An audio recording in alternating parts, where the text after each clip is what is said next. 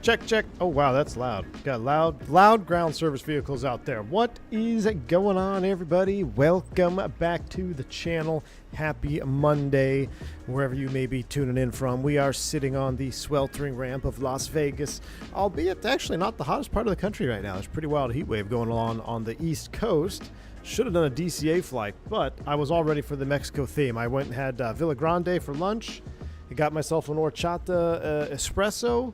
I'm ready to go. I'm all in. We're in the Viva Aerobus A321, going to an airport I've never flown into before on sim, Chihuahua, Mexico. Chihuahua. I mean, who doesn't love Chihuahuas?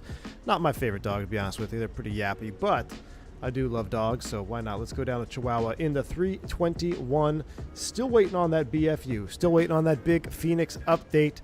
We're on Fenix time. We're just hanging tight. This is the OG Fenix 321. Still love it. Still a great airplane. In my opinion, it's still one of the best, if not the best, 321 representation we have in the sim. Now, with that said, single engine operations in Microsoft 2024 are a little bit sus, just in general. With the current weight that I have us taking off at right now, if we were to lose an engine, I don't have full confidence we'd be able to avoid the mountain. So let's just hope we don't have any problems today on this departure. But in light of my recent hot and heavy Las Vegas departure on my last real world trip, I thought it'd be fun to just kind of recreate the thing and go down somewhere else we haven't been to in a while. So anyway, McAllen's in the house. Good to see you, man. Tiger Dude is here. Captain McGee's in the house. Oscar Iniguez, good to see you, man. John Seifert, good to see you. Zach Lewine, what's up, my man? Eastern T3 is here. Hey, Eastern, don't think I didn't see your super chats over there on the Full Flap Sim. All right, I see, I saw playing two sides of the coin here. Dale Ferry, what's going on, man? Tyson in the house. Good to see you, my man. Nightbot showed up early. Good to see you, Nightbot. Al W, what's up, man? It's a nice mild day here in DFW. Actually, it's not too hot. It's only like 90 degrees. Hot and heavy. BFU are dead to me. Turk Heron is here as well. The pessimistic flight simmer, aka Turk in the US. Good to see you, my man. And also Virtual Flight Diaries, many more. Welcome in, man. Glad to see you all here. Hope you're having a wonderful Monday, and I'm ready to have a little fun in the 321. We haven't flown Airbus on this channel in a very long time. I do apologize for that. The main reason for that being is I was kind of thinking that BFU was going to drop sooner than later, and that we were just going to fly Phoenix, you know, for 2 weeks, 3 weeks straight. But that didn't really happen, so I need to get more Airbus. I need to get more Airbus in, so we're back in what, I don't know. What's your favorite? 319, 320, 321? I love the 321. I just love the 319 too. It's just so visceral flying it around. It's more challenging, but I love the sounds being so loud up front. But the 321 is cool. It's the heavy Airbus. Can we call it a heavy? Should we call up LA Center Viva 321 Heavy? Anyway. All right. Buenos dias. What's going on, Jet Kid? Good to see you. Thomas Ray, good to see you, man. Jeremy Harvey in the house. How you doing, Jeremy? Hope you're doing well, buddy. Thank you so much for your kind words last time you texted me too, man. Appreciate you, Jeremy. Hope you're having a wonderful Monday. And I'm ready. You ready? Let's go. Hop into the cockpit. Welcome to Hotel de Adobo here of Las Vegas. Still no Las Vegas for 2024 that I'm aware of. I can't see any Las Vegas sceneries for 2024. So we're still at Hotel de Adobo, but it won't last long. And we're headed down south, so it should be a pretty good flight. Should have some cool scenery to look at, too, going over the mountains, the deserts, and all that stuff. 321 for you. You can't stop flying at an Attical? Well, you know what? They're both good birds. They're both good birds. So let's go ahead and, man, it actually looks kind of foreign. Not, I mean, we haven't flown an Airbus. When's the last time we did an Airbus stream? It's got to be close to a month. 25.5 volts. We'll go ahead and get the batteries. Ooh, that nice solid thunk. I love that. That's so right on. We got 2 thunks. Boom, boom. We'll go ahead and get the external power on. Oh, yeah. Sounds coming to life. Let's go. Jeremy, your mom passed Wednesday night? Dude, I am so sorry to hear that, Jeremy. Sincerely, man. I was unaware of that. I'm very sorry. We'll be praying for you, man. Words can't express my feelings, man. I know it's got to be absolutely incredibly difficult time for you. Well, hope you enjoy the stream, my man.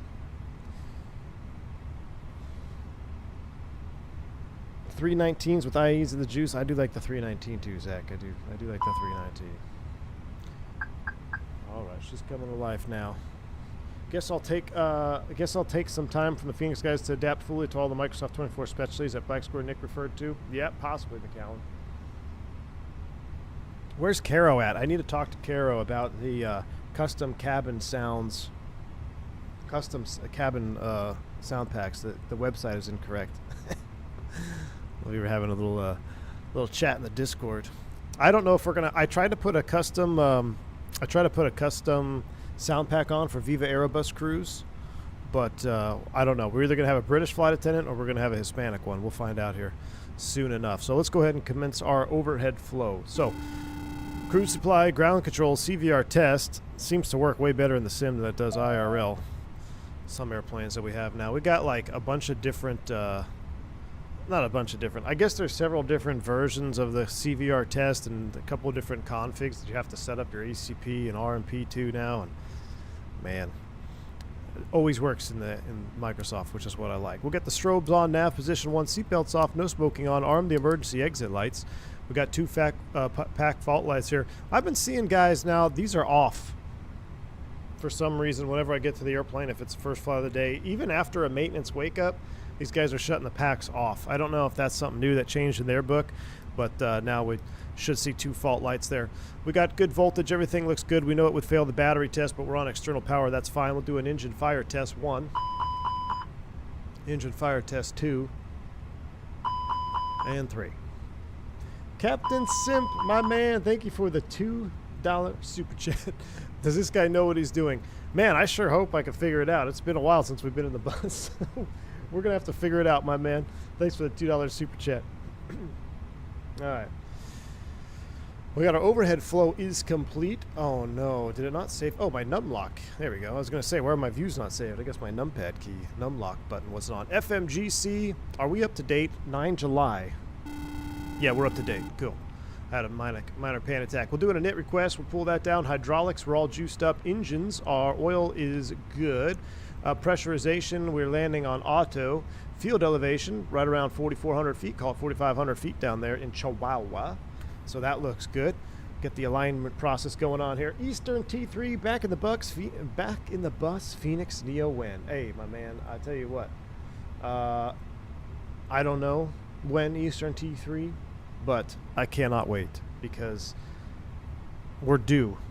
We're due for a proper Neo, and I can't wait. Now, I do know the Fenix FS Labs 321 Neo is out. I'll be honest with you guys. I think I said this last time we streamed. I was like, I was going to pick it up, but then I realized it was only CFM leaps. So I'm like, nah, I'm not going to do it now. Now, if they drop the Pratts anytime soon, I might take a look at it. And it's for no other reason than we have every Neo that we have is a CFM leap. We've got Tolis. Well, Tolis has both, so shout out to them. They're an X-plane. But we've got fly-by-wire Neo, and we've got the Indy Builds A321 Neo, and now we have the FS Labs A321 Neo, all CFM leaps. If I see another CFM leap engine modeled, I'm going to Alt F4 flight simming. So I'm waiting for a Pratt & Whitney version because Pratts are better, they sound cooler, they're bigger, and who knows? They may put me out of a job here pretty soon. But anyway, I love Pratt & Whitney, so PT6, you know, I'm a Pratt fan. Albeit, I'll be honest, the Pratt & Whitney 1100G has had its issues. Al W, thanks for the 44 months support, my man. Appreciate you. He says, love you, Jeremy. Thanks for the epic music prayers. Yes, absolutely, Jeremy. We'll all be praying for you, man. Again, I was unaware of that, dude. I'm very sorry to hear that. Romeo Official, what's going on, my buddy? Seeing over there on the vertical camp. Checking in. How you doing? Have a wonderful day. Captain Simp, another $5 super chat. Thank you, man. Appreciate it. Says, I had a dream last night. It was FS Labs whispering V1's name. Oh my goodness. Listen, you guys are dying to see me in the labs. I know it. I know it. What is Viva? VIV? We'll see. We'll see. Are they going to be at Expo? Maybe I can see them at Expo, and then maybe who knows, man. Who knows? But it's Expo week. Thank you for the $5 super chat, Captain Simp. Now, I will say, I do like on the FS Labs the where you can record your PA. I think that's pretty cool. Come on, that's pretty cool. Where you can record your PA and then you can listen to yourself speak. I saw Wrong Side Sim doing like 45-minute of PAs on his stream. But yeah, it's pretty cool. I do like that. Cruise flight level, what did I file? 33,000? We might have a step in there. 330.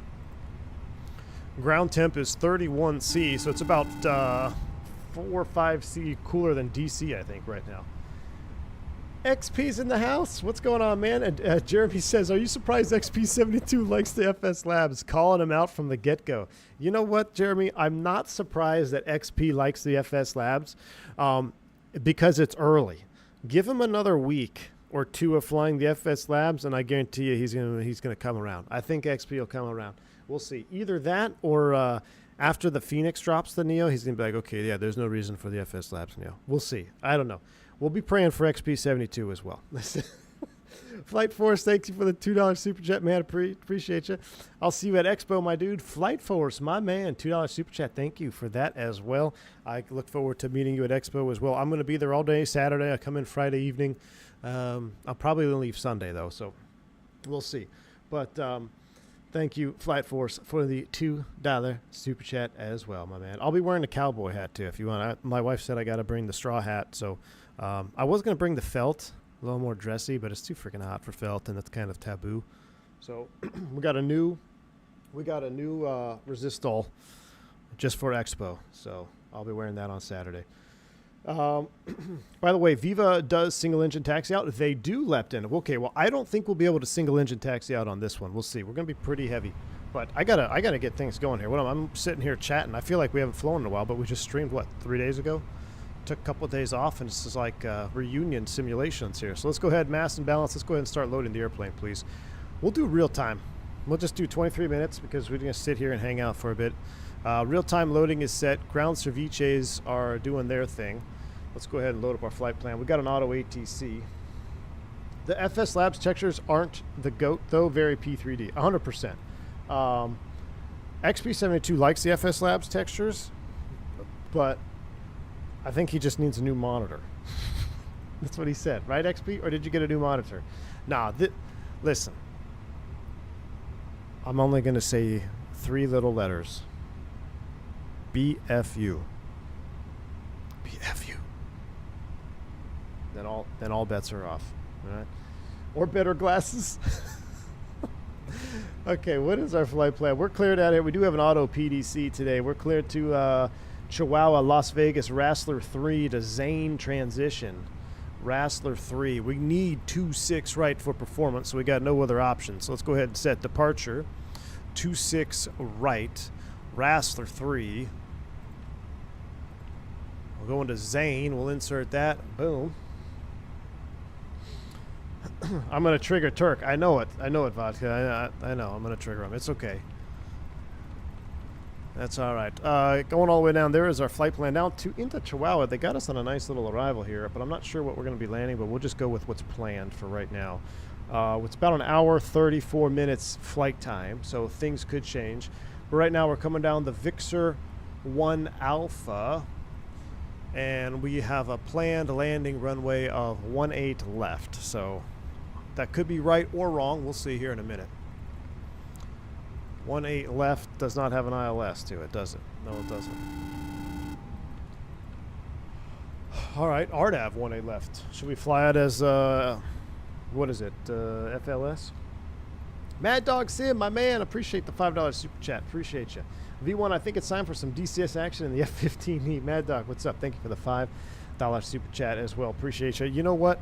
Fly Navy has been bugging me to get back into DCS. We shall see. I did see the F4U Corsair released as well, which I do have a little bit of an interest in flying that. I think that's pretty cool. We'll see. No approach via. We'll just load it in from there for right now. We'll have to look at it en route. All right, flight plan's in the box. We've got to do a couple other secondary things here. Let me get some water. I'm dying of thirst. Hold on. I left my water over here. Give me 1 sec.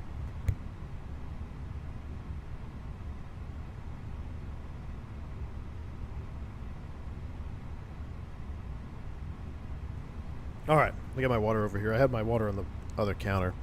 My horchata espresso is going down way too easily, chat. Going down way too easily. Magic Barrel Ref, bring you back down 29901. VOR is set. Main flight plan is done. Secondary, we're not going to load the full-blown single engine.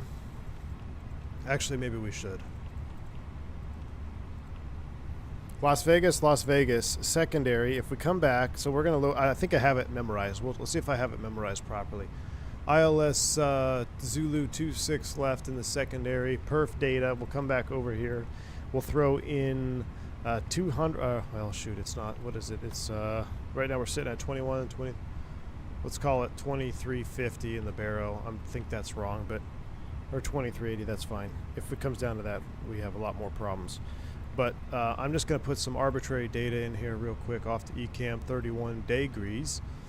Why is my gross weight in kgs? I'm going to need to change that. QNH is 290901.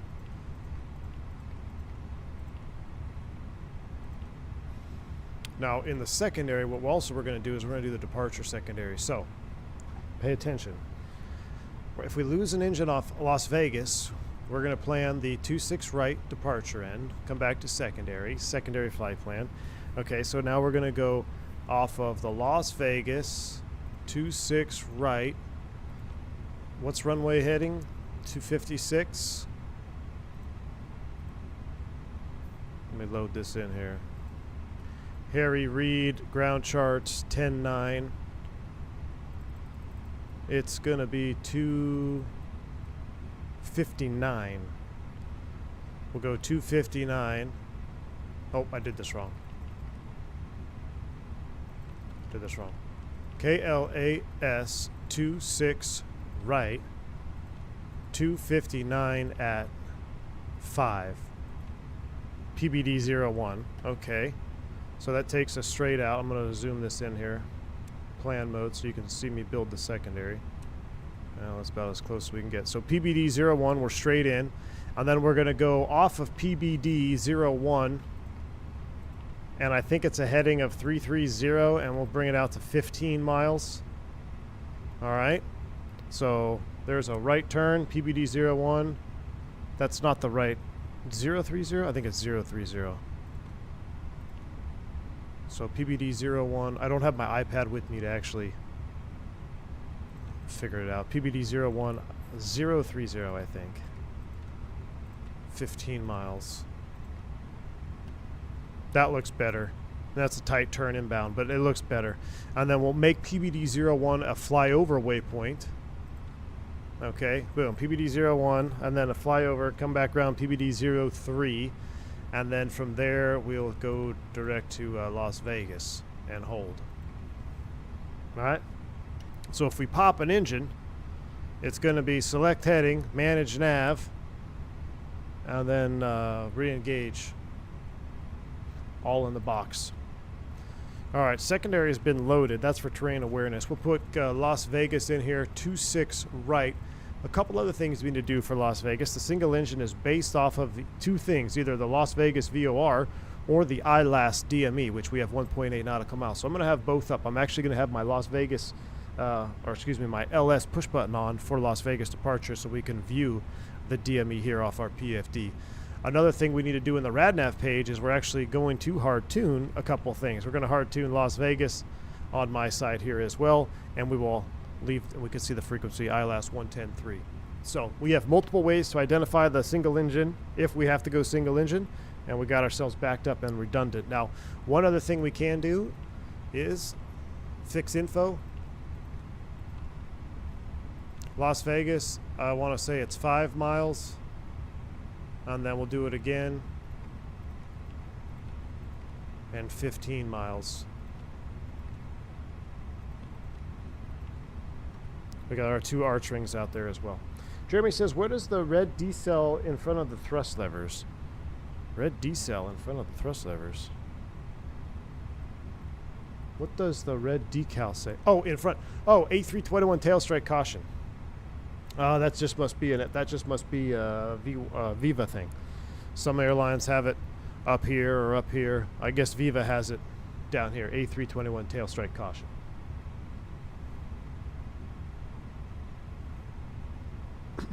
The sim looks very smooth today. Make any changes? Nah, man. Just flying the Fenix. The Fenix is like butter all the time for me. It's one of the most optimized airplanes in the sim for me, which is crazy to think because, in my opinion, it's probably one of the most highly detailed airplanes that we have in the sim. Actually, it is. So, as far as jets are concerned.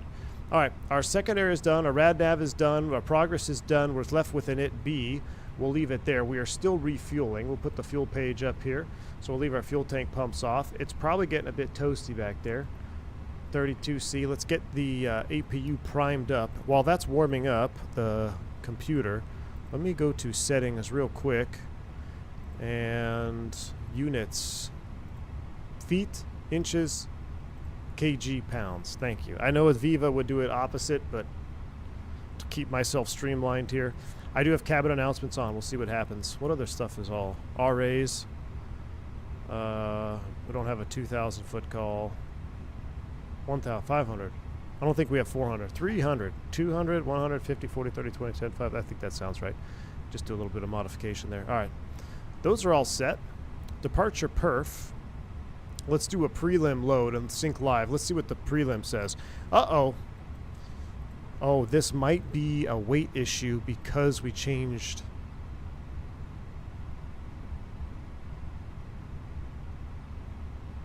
Is it because we changed pounds to kgs?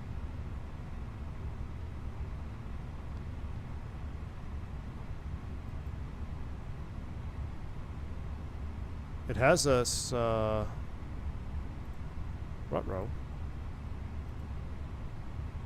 Oh, this is in kg, not pounds.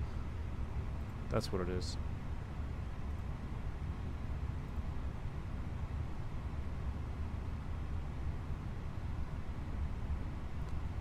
So let me look at SimBrief here, and I'll put it in pounds for us.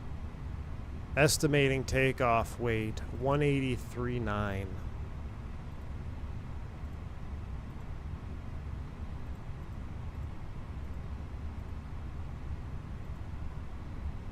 So with 183.9, it gives us a flex temp of 45.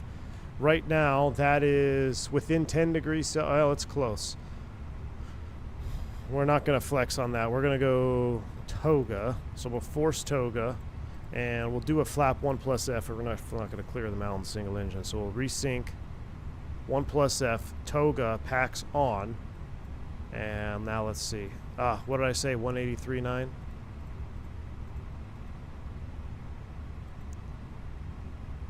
Flaps 1 Toga, 60, 68, and 70 in the VR. Now, I accidentally sent those, but we'll have to resend those here in a minute. So we've got our perf data. Prelim is set. Our fueling has been completed. Get our fuel tank pumps on, seatbelt sign on, get the APU fired up. Let's take a listen.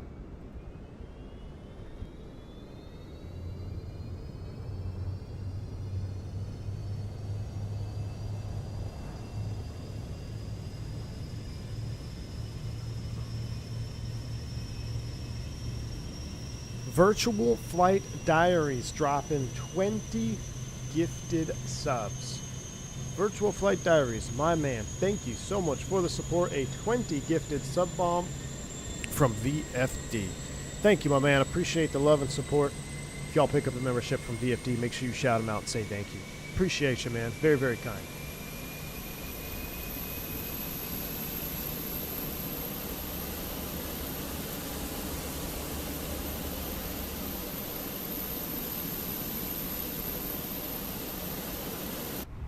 All right, we're up and running with the APU. We'll get the chrono on for a 3-minute warm up. We've got two 909er set. We got our mini FCU over here on our flight tracker and cockpit cam as well, so you'll be able to see me dial these things in. No ATC online. We're cleared via. Actually, no, there is ATC. Climb via SID. Expect 350 5 minutes after. So climb via is going to be.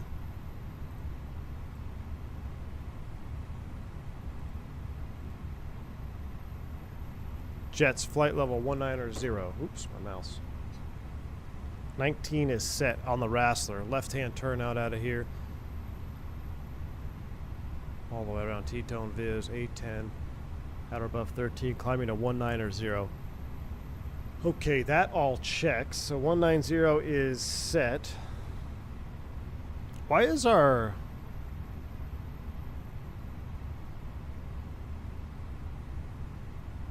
Why is our ISIS not aligning?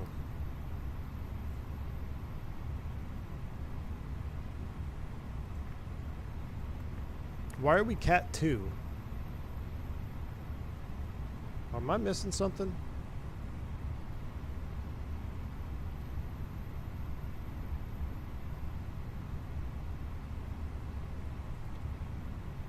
Yeah, I'll change that. I'll change that. These aren't our real speeds. It's an MEL. We can't go without that though. Legitimately.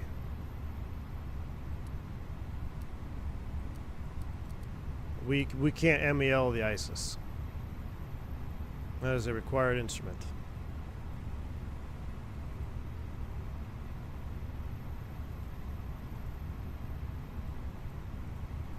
It's not failed per there.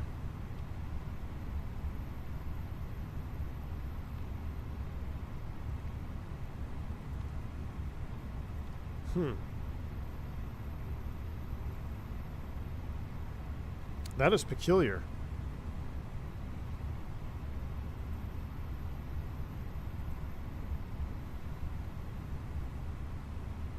No, it's not. The circuit breaker is not popped because it's on. I don't even know where the ISIS circuit breaker would be, to be honest with you.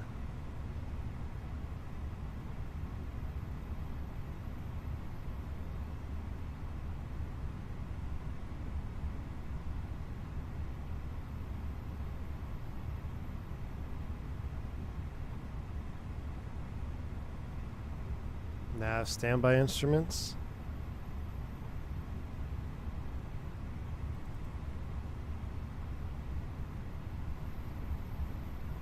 Oh, you know what? You got an idea. You got a good idea. Where is it? Airline modifiable.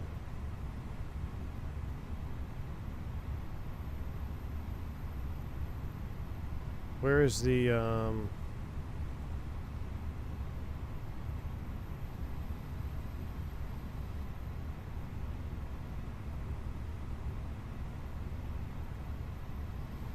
We'll take an analog. How's that? It's Viva. We'll take an analog.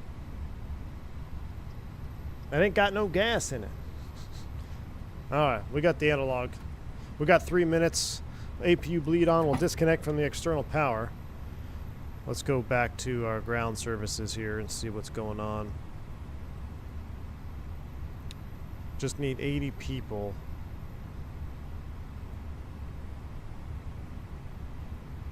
Yeah, the prelim keeps going to KG. I wonder if it's because maybe my settings for the livery didn't save.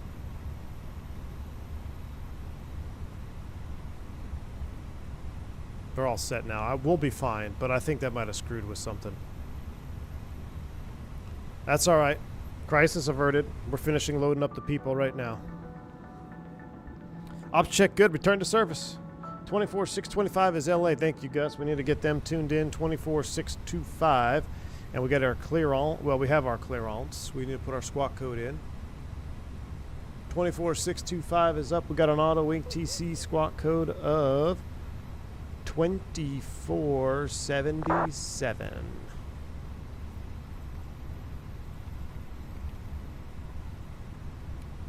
Turn it on right now at the gate so they know we're coming. 2477. 190 is blue. Terrain mode is on. Our 3-minute warm-up is completed. We're just finishing boarding right now. We got a Southwest taxi now, doing Southwest things. Wonderful. American next to us. Beautiful day. All right. I'm back. Try switching to analog. Thank you, Eamon Burke. Appreciate you, man. Can you give me your Microsoft Flight Simulator setup? Exclamation point specs, Lacona, but it's really, I'm just rocking Microsoft 2024 right now. The only thing that's not default is the Fenix 321. Everything else is default. Default airport, default sim, no mods. Yeah, I might just be the prelim. So 2378 LA Center, climb at level 290. Now.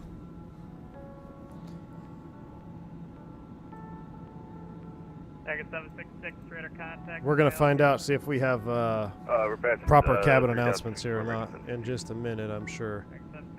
Did anybody find the cabin announcement, custom cabin announcement instructions confusing? Okay, only just joined, so probably asked already. Will the FS Labs Neo be appearing here? If they come out with a Pratt & Whitney. Did I update Moza firmware? Nah. Nah, I didn't update the firmware. Don't need no firmware. It works great. If it ain't broken, Don't fix it.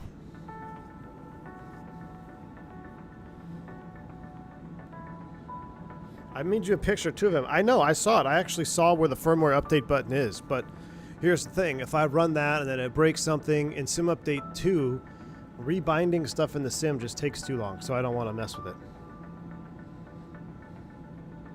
In real life, what temp would you be expecting noticeable climb performance issues? I know single engine planes climb performance is noticeably worse on hot days. Anytime it's over 30 C, it's gonna be tough, which is basically all of the Midwest during the summer. When you start getting up into the 40s, now you got a lot more problems. The last time I took off out of Vegas, 46C, it was 46 on the ECAM. That was the tarmac temp, and we were actually a few degrees from over-temping. I've actually over-temped. I've had a minor over-EGT exceedance on takeoff out of Vegas. Back our 319s used to be notorious for this. So there was one in the fleet that would always like go right to the limit of EGT, and sometimes it would get right on that. It would actually turn amber or whatever, or turn red. You mean like in Phoenix all the time? Exactly. Phoenix all the time. 100%. All right, just waiting on a couple more peeps. Official Unofosha Moza profile pinned in the Discord. Sweet. What happens if you overtemp? You got to write it up. But there's actually a couple different... There's a limitation for the temperature depending on which engine variant you have, and if it exceeds a certain amount of degrees over the temp, it will actually leave a hash mark on the gauge so they know how hot you got. But either way, it's maintenance. It's a maintenance item. I had that. Oh, see, our custom cabin announcements didn't work. Please place your large bags into the overhead lockers. Nope. Wheels first. Didn't work. And keep your They need to rewrite the website. under the seat in front of you. These include laptops, handbags. Download announcement file, unzip, take that folder, drop it to Phoenix announcement folder in your community folder. See, Al, you should have wrote the website, man. Or a front row bulkhead seat. You should have wrote the website for him. Me and Carol were going off on this on the in the Discord. So if you look at the Phoenix custom cabin announcements instructions, it says explicitly you must follow the file structure. Your community folder / your announcement folder / announcements folder / airline folder. That is not what you're supposed to do. If you look at that link, 1, 2, 3, 4, you actually need a Phoenix announcement folder in your community folder, and then you just put the announcements folder inside of that, and then you can put the airline ICAO, like VIV, AAL, NKS, whatever it may be. Not airline. I blame Phoenix. That's my biggest gripe with the Phoenix A321 is their custom cabin announcements file structure instructions are incorrect. See, Anatical. See, if that was there, perfect. That's a great way to do it, Anatical. I like that. Community, Phoenix announcements. Beautiful. I'm over here creating like 52 folders trying to get the custom cabin announcements to work. Aero and Lasis. What's up, Tyson? Aero Glacius. I thought did they abandon that feature, Oscar? Does it not work anymore, actually? Their overrated boarding music just blasts in the back. Oh, really? Alright. Do you think Starship could use a 650 instead of 430? I don't think so, Speed Freak. I don't think the Starship has got the swap function. It has the mounted 430, but mine looks like this. Community Phoenix announcements. Yeah, that's beautiful. BKG. That's a great way to explain it. Not your community folder, your announcements folder, airline folder. Look at me. You're right there, Gus. Ooh. APU from the face. Where are you at, Gus? Oh, there's Gus in the Volaris. We got a Volaris taxi out.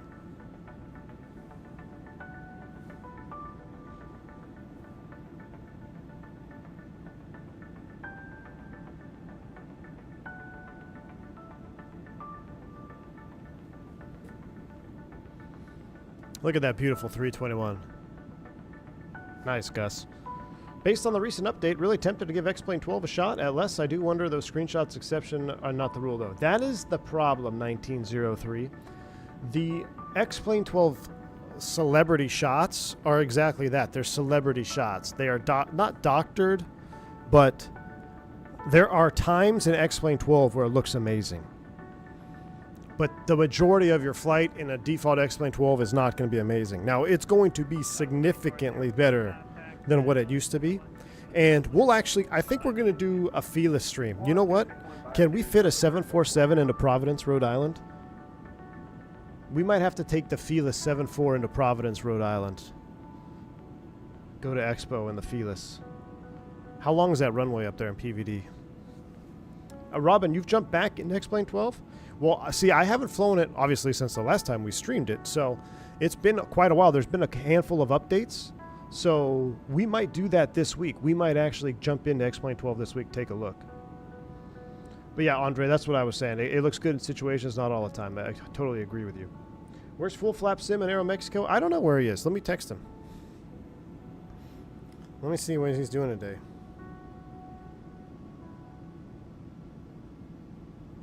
Let me say, why are you not streaming?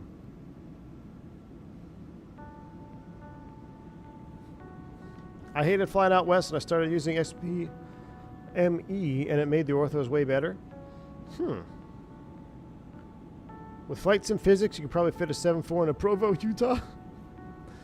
You got a point there, Bilge Mafia. You got a point. 8750? Oh, yeah, we can stop 8750, 100%. Yeah, we can stop there. Are we done yet? Ooh, we have 6 more packs to go.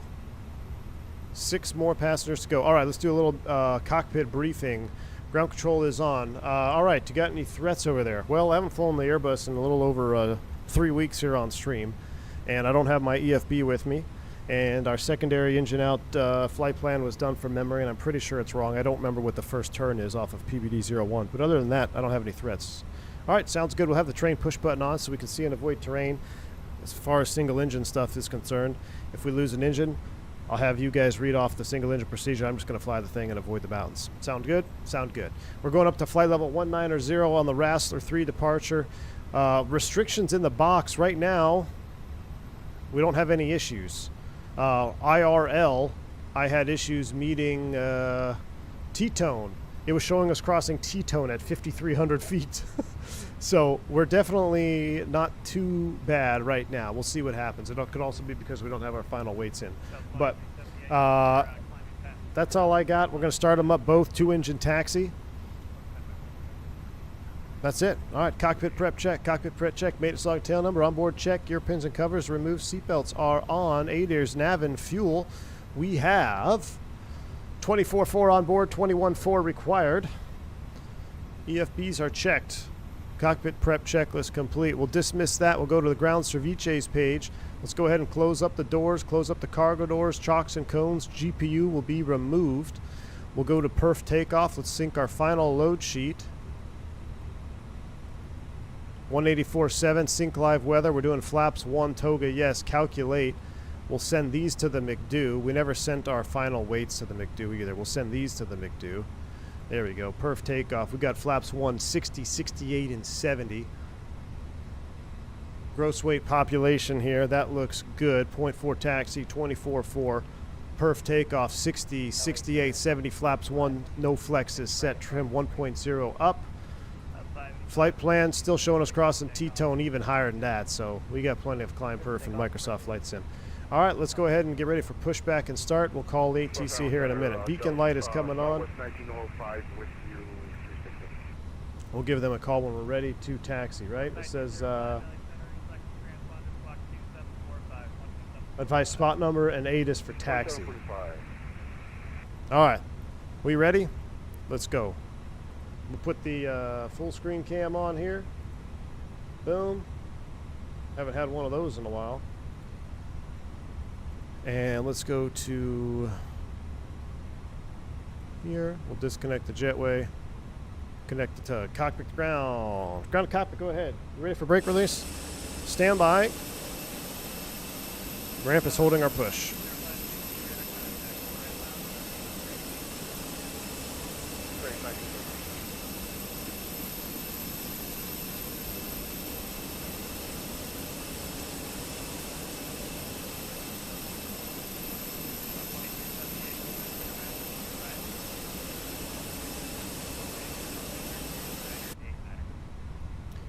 Cockpit ground.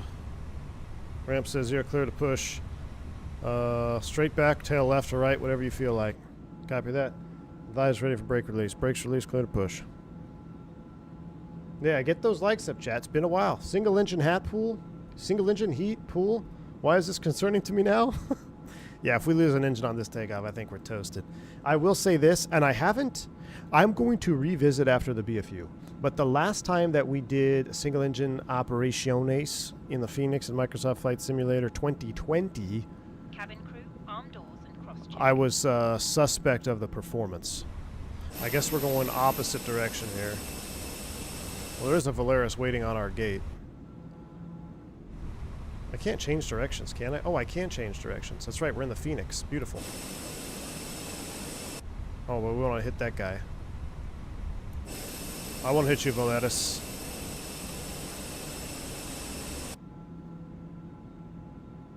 Was he really waiting on our gate? That's dedication to flight sim right there, my man. Yep, Throttletek pilot Skippy. Why is single engine performance bad? I don't know, Jeremy. It just seemed like in the sim, I wasn't getting the performance numbers I was expecting to get. At least I wasn't getting the numbers that I have been accustomed to. Oh my gosh. Volaris, really, brother? I was going to push away from you and you just taxied right through me. And this is how the A321 was born. Bro, nice wings there, though. Freaking Gus. My goodness. Unbelievable.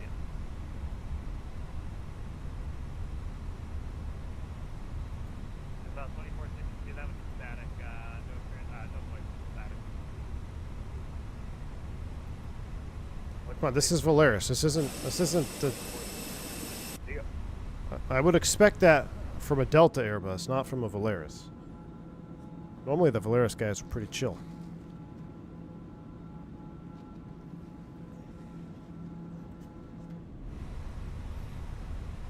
Alright. I'm going to go ahead and stop the push back here. Cockpit to ground, push back complete, set brakes. Brakes set, clear to disconnect.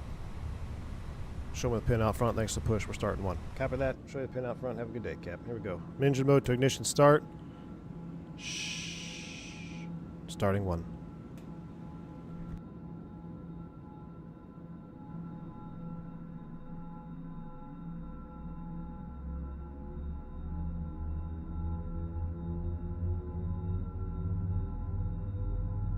Estimados pasajeros, les pedimos su atención, por favor. It worked. A continuación, los sobrecargos estarán realizando una demostración muy importante para su seguridad. Agradecemos su completa atención por unos minutos, aun si viajan con Viva Aerobús frecuentemente. Ladies and gentlemen, we request your full attention as the flight attendants demonstrate the safety features of this aircraft. Espanol. Tyson, did you see my burrito in the Discord, man? Even if you fly with Viva Aerobús frequently, we would appreciate your attention for just a few minutes. Para su información, nos encontramos a bordo de un Airbus 320. Airbus? I love it. Claramente señaladas. Starting two. Dos en la parte posterior del avión, 4 ventanillas de emergencia a nivel del ala y 2 más en la parte delantera. Le sugerimos ubicar la salida más cercana a usted. Today, you are traveling on an Airbus A320, which One. has 8 emergency exits. 2 located at the rear, 4 over the wings, and 2 at the front. Please take a moment to locate the emergency exit nearest. Dude, that baby crying is giving me PTSD. I keep looking over my shoulder. Coloque la punta metálica dentro de la hebilla y ajústelo. Para desabrocharlo, levante la tapa de la hebilla. To fasten your seatbelt, insert the metal tip into the buckle and tighten the strap. To release it, lift the latch. El sistema de presurización es controlado automáticamente, pero en caso de pérdida de presión en la cabina, los compartimentos localizados arriba de sus asientos se abrirán automáticamente, presentándose las mascarillas.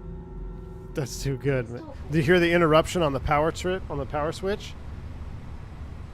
All right, we got an Avail light. Good start on 2. We'll go here. We're doing a flaps 1. Oh my gosh. If your eyes were closed, you would think you're on a real airplane. Hello, American. Rotate.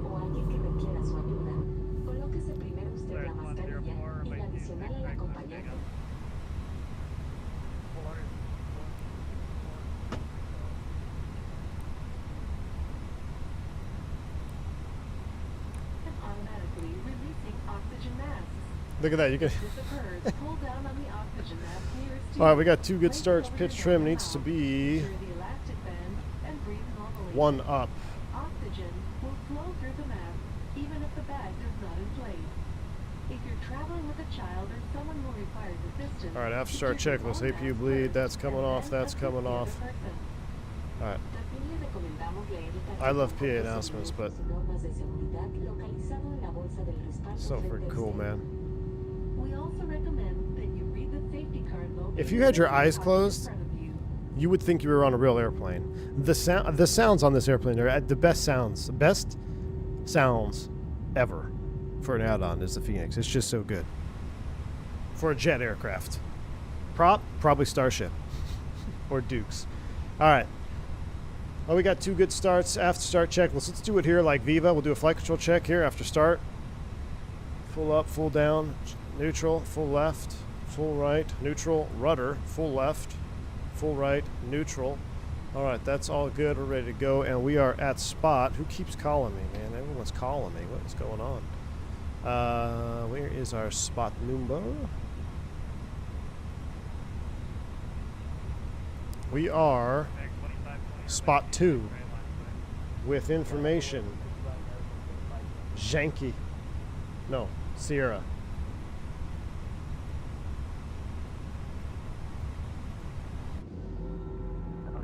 Oh, I have to change my push to talk.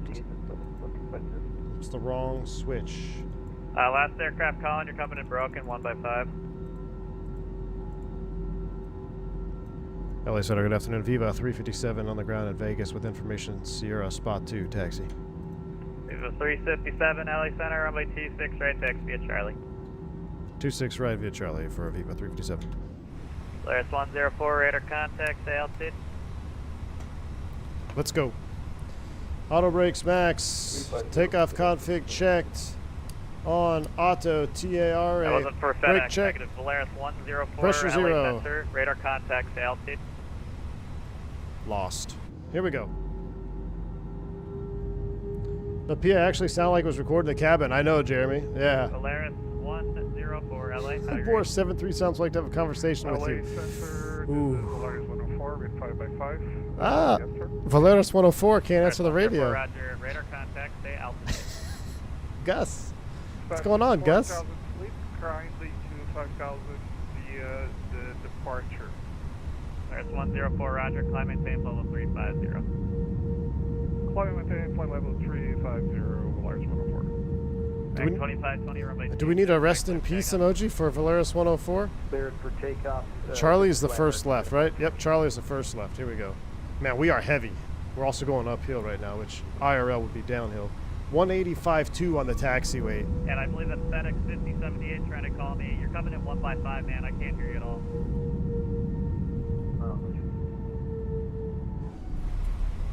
Okay, that's a little better now. FedEx 5078. So, LA Center, like I said, real world Vegas, this is a downhill taxi, and it's actually very difficult to keep the brakes cool. And FedEx 5078, But recycling in transponder, 2024 default Las 0, Vegas, this is 06, an uphill taxi, 2006. requiring extra thrust.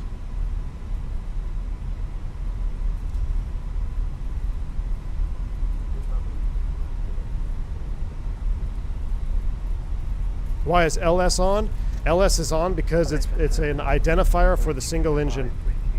We have to verify DME either off of the Las Vegas VOR. I think it's 3 miles off of Vegas or 2.9 off of ILAS. So it's free to have them both up. Have them both up. Got me a fresh bourbon and a cigar. Ready for cruise flight. On my way to pick up some packages. Sounds good, bearded aviator. Sounds good, man. Welcome aboard. Turk Karen says, too bad Phoenix can't implement proper brake fan simulation? What do you mean? Like the brake fans don't cool the brakes down? Well, here's the thing, Turk Karen. Did you know that the brake fans actually only cool the temperature sensor down? Not necessarily the brakes. I mean, they do cool the brakes down, but they blow right on the sensor. That's why you have two separate limitations. It's 300C with brake fans off, or if the brake fans are on, you can't take off unless you're below 150C because of the disagreement between the actual brake temps and the brake temp sensor. So if your fans are on, you got to be below 150C for takeoff. United American 26 right. Charlie Blur 777. American 2520 radar contact, altitude. Passing 41, American 2520. I added a custom song for every airline just because I was bored.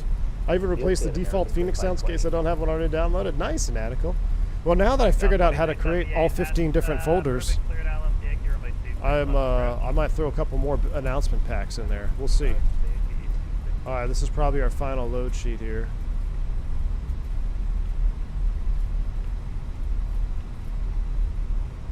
I need a McDo. Do I need a McDo, chat? Hopefully the McDo people will be at the... ooh, we got 200 plus 5 non-revs. Turk Karen's on the jump seat today. Oh, did I tell you guys about when my brakes locked up here in Vegas? Right here. Brake temps locked up. 357, wind 0207, runway 26, right clear for takeoff. 26 right clear for takeoff, EVA 357. All right, here we go.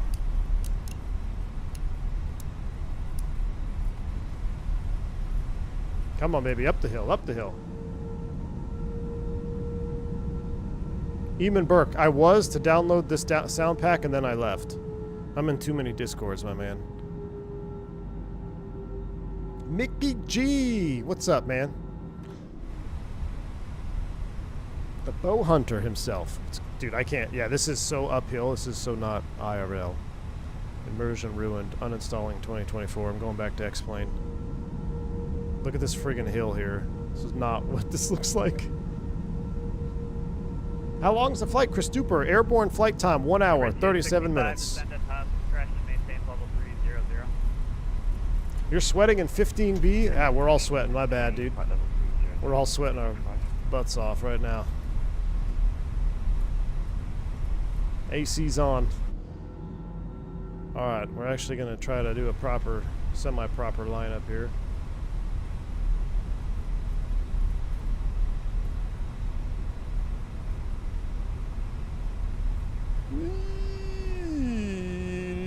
Too far to the left. Alright, we're clear for takeoff. Y'all, we haven't had yogas in a long time. Proper yogas. So let's do it now. Yogas in chat. Spool them up 50.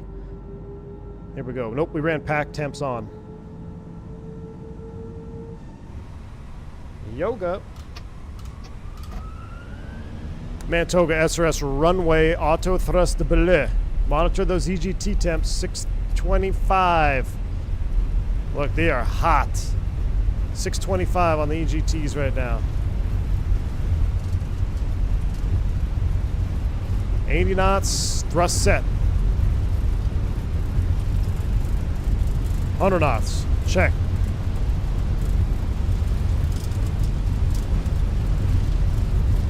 Man, I can't imagine if you flexed on this, you'd be taking up the whole runway.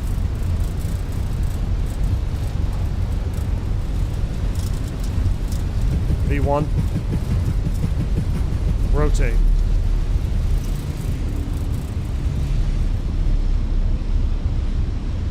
Positive rate. Gear up. Navin. Fly with. 1098.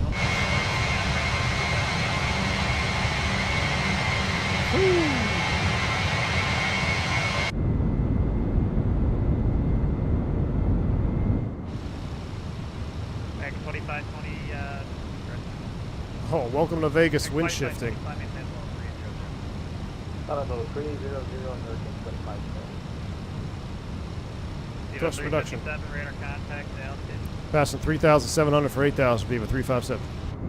Viva 357, roger. Climb VSID for now. Climb VSID, Viva 357. Thrust climb, nav, auto thrustable. We're above 4, which is way better than what we did IRL. It was also 10 degrees hotter, so. This is where she's going to struggle. Watch this. 500 foot per minute. Let's turn our noise canceling on to like at least low so I can hear myself think. We need to be at 230. It's going to be. We're going to have to do a auto flap retraction here. Here comes auto flap. 652 American 2520. Yes. That's going to bring us to S speed. We're doing our best to meet 230. A little bit slow there, but that's all right. We're doing our best. All right, there's S speed. Flaps 0. Watch that VLS. After takeoff checklist.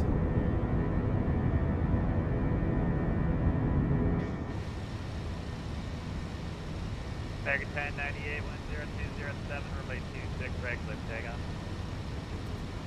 After takeoff checklist is complete. Pitching now for 250. We're still at or below 8. No issue there. We're climbing via to 190. So 190 confirm is set. 8 is magenta. Man, it is a bumpy departure though. I could feel the fly-by-wire fighting against turbulence, which is so realistic.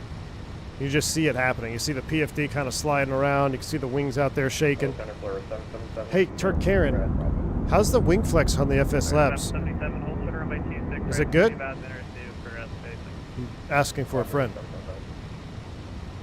Would you hand fly this far? Oh yeah, I hand fly all the way up to 18,000.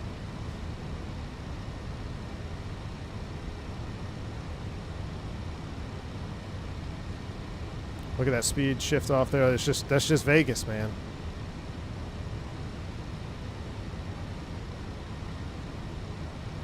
Now I'm actually curious to see if we're gonna meet T-tone at or above 8. We barely met it when I did it. When we had that ordeal in Vegas. Yeah, I think we're gonna meet it. It's gonna be tight though. So you could see, I mean, even if you just took the same weights that we just had, but if we bumped that temp up to 46 on the ground, it would have really been tight because we're crossing it now. We got 2 miles to spare. T-tone at or above 8,000. We're looking good. Do hand fly approaches? Oh yeah, all the time, man. No auto thrust, no autopilot. I do one a trip. When I'm doing day trips, I do it every time. Man, ortho looking spicy. Oh, bank angle check. Here we go.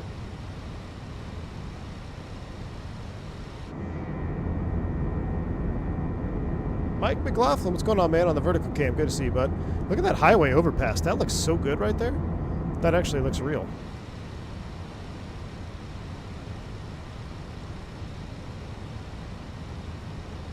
All right, here comes 10,000 feet. Let's go ahead and get the lights off. We'll forward call. Cabin is still cooling down. We'll come down here. We'll do a couple of flight plan things here in just a minute. All right, so we'll go to our RadNav page. We're going to clear out the Las Vegas VOR. Very important to clear out the ILS if you hard-tuned that. Mike, Charlie, uniform. Secondary copy active. Dunzo. 1098, Roger, find me a set for now. You have a 357. You have a 357, climbing table 350. Climb and maintain flight level 350. I'll be about 327. All right, climb and maintain 350 is blue. Thrust climb, open climb. So all restrictions we are relieved from. And up we go. BFU win? Looking like real life out there, chat. Nabil. Dude, I've watched that Starship trailer like 100 times, man. I keep watching it, dude. What's going on, dude? No idea on the BFU. No idea on the BFU. But I am just as excited as you all are, that's for sure, because I can't wait. But here's the thing. We all are saying BFU when. Man. This is still the best Airbus simulation out there, even without the BFU. So I can only imagine what it's going to be like with the BFU. I thought I have something on my PFD here. I don't. It's something on my monitor. I got to clean it off.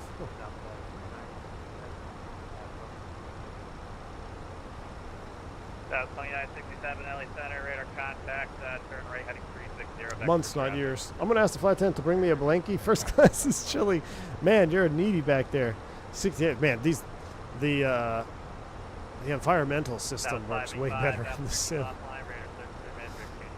Works way better in the sim. It varies plane to plane, you know. When it's over 40C, I don't care what airplane you're on, it's probably going to struggle keeping the plane cool. 777, Roger, climb maintain level 390 unrestricted. 390 unrestricted, Blair 777. Oh yeah, forgot the Tyson. South 2378, runway 26 left of the line. Are you happy now, Tyson? Alright, let's go AP1. Autopilot 1 is engaged. Adios, Las Vegas. Beautiful departure. Time for a sip of horchata. Yeah, horchata. Clearance 104. The horchata espresso from Vegas is from Starbucks. Highly recommend. I'm going to ask the flight attendant to bring me a hot flight attendant. Oh, jeez. AJ, thanks for $3 super chat, man. We're all hot on this flight, that's for sure. 609er contact. Perfunari. I tried the horchata espresso and wasn't impressed. Really, Steven? Did you get rid of the oat milk? Substitute oat milk for like 2% or something. I don't like oat milk. But I like the horchata with 2%. V1, I ditched Starbucks and got with Dutch Bros, way better tasting. Oh, 100% PKG. I'm with you all the time. Dude, only problem is here, small town Texas, Monday everybody's closed. The only coffee place open is Starbucks. Now, I will say the horchata latte that I can get from my local coffee shop, I agree, way better tasting than the Starbucks one. But as far as Starbucks is concerned, I think the horchata one is still pretty good.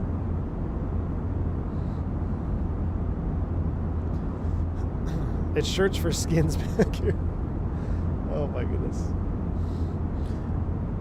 We all need a drink. What's up, Dan? Dan, I was on Granbury yesterday. Freaking grind fest, dude. Blew like 50 miles an hour all day. It sucked. We only had 5 for 8:30. But it only took 13 pounds to win, which is crazy. 4 pounds from first place to 11th place. James Johnson, what's up, man? The lavender matcha? No, I can't do the lavender stuff. I don't know why anybody decided to put flowers in coffee. My wife got one time. I tried it. I was highly, highly disappointed. The other lucky one arrival, 908 American 2520. Nice reflections on the glass there. I thought I'd hate the new Volaris livery, but it's not that bad in person. Yeah, I like the Volaris, the Viva. I think they have good liveries, man. Or, I'm sorry, T. Yeah, same thing. Lavender and anything. Not my fave. Not my fave. All right, let's go ahead and set standards. STD set once, twice, and thrice. 18 for 350. Sit back and enjoy some desert. I guess we can pull up the cruise cam over here, see what the map. We've got our flight map up on the vertical stream, and I'm going to be looking for a missile silo that Fly Navy told me to look for once we get south of Tucson. We might be able to fly. I think we're going to fly right over it, actually. Yeah. So we got a little conga line going here. We got Southwest already leading the pack. Go figure. Why wouldn't they be?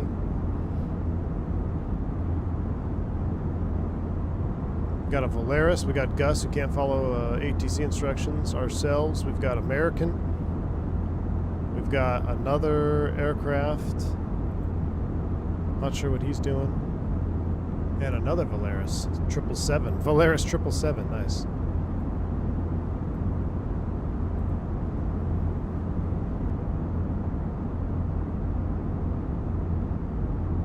Sorry, 369, 8,000, so 230. I tried the olive oil coffee at Starbucks. Never again. Olive oil coffee? I didn't even know that was a thing. 369. Coffee that smells like laundry doesn't sound too appealing to me. Agreed, James. Put lavender in my bourbon. 1536 Valley Center, runway 19 left, taxi via Delta, altimeter 2987. We'll have to monitor our climb perf. Right now we're only doing 1,200 feet per minute. Beautiful sun, beautiful desert climb out here. Do you know if there's a Starship Discord for questions? I don't know if there's a Starship Discord. I know there is a... is there a Just Flight Discord? I know they have a forum presence, Hung Start. I know there's a forum presence for the Starship. I'm not sure about a Discord, man. What's up from Pensacola? Trying to get back in the Phoenix today. Been loving the Dukes lately, though. What's up, Adam B? Have I seen the Easter eggs in the Starship? No, I don't think so. Can confirm I had the olive oil coffee and immediately got the runs. All right, Steven, so not recommended to have that for pre-flight. No olive oil coffee. It's just lube for your stomach. That sounds dangerous. Clearance 104, Albuquerque Center's offline, radar service made for... Have I tried the new Blanton's flavor of lavender? No. I've not tried any lavender or anything. The Titan, is it Titan missile silo? Yeah, the one off Highway 19. 2370 Heavy, welcome to Vegas, cross runway 26, right, taxi park via Bravo, Yeah, Titan. Yeah, Titan Missile Museum.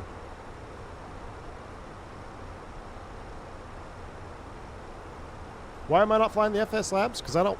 Well, considering a couple of streams that I saw on release day, I'm kind of glad I sat that one out. Also, it's a CFM. If it was a Pratt & Whitney, we might be testing it out right now.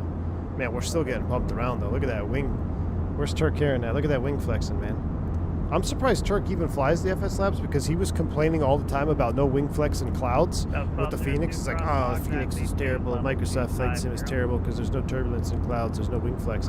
Now he's flying an airplane that has zero wing flex no matter what you fly it in. Sounds a little bit politician-like, if you ask me. Mr. Chicago, what's up, my man? Just picked up the E170. Definitely a fun challenge. Yeah, dude, I love the 170. And did you guys see that E170, the trailer, the dev trailer? All the new features? I'm excited, man. You've been there before, Mickey G? Yeah, I've never been. Plus, I told Fly Navy, I was like, why would I be driving south of Tucson on Highway 19? There's no need. Spent a lot of time in Arizona. I spent some time in Tucson. I don't need to take 19 south of Tucson. There's nothing out there but trouble. I regret buying the FS Labs. I got horrible performance in it. Ooh, that's not good. Dude, the Starship has a working HF radio, number stations, Morse code, SSTV that you can run through a decoder and get images of old Starship photos. What? Really? I'm going to have to try that out. I have a surprise coming with the Starship. We'll probably fly it tomorrow evening. I want to do a Starship group flight. We're going to go from wherever we left in south of Cuba there, and we're going to go to the Titan, to the NASA space facility. But we need to get as many Starships as possible, so we just have a fleet of like a bunch of Starships all flying in a line up over Miami. What do you guys think? Is tomorrow evening too short a notice? Should we do Wednesday? Tuesday or Wednesday? Copy, descended via the Angel to arrival for Southwest 1905. Picked up the Starship yesterday, 60 foot per minute into LAX. She's a beauty. Nice, man, nice. Yeah, Mickey G, do it. I'll be curious to see. All right, so you can see here we are encountering our 321-isms at 1,000 foot per minute climb. Pretty standard. Matter of fact, we should probably go to optimum max 35.5. We're going to be 35 is going to be tight. We'll see. We shall see. We might stop the climb at 33. Someone remind me. Remind me in like 4 minutes. I'd like to see that recommended max go to 36 before we go to 35. Starship is the most fun plane in my sim currently, or in any sim currently. Yeah, Shakovic, it's a lot of fun, dude. Bring the Piaggio. Yeah, man. Canards only. Piaggio can work. Steven, you work late tomorrow, so Wednesday. All right, maybe we'll do Wednesday. Back in the 60s, they considered building Dark Knight silos here in UK, but it was canceled. Oh, really?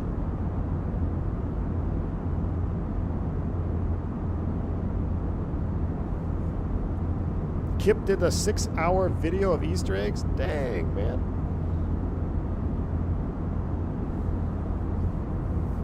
I was looking for FS Realistic. I don't see your 737 profile. Did you delete it by chance?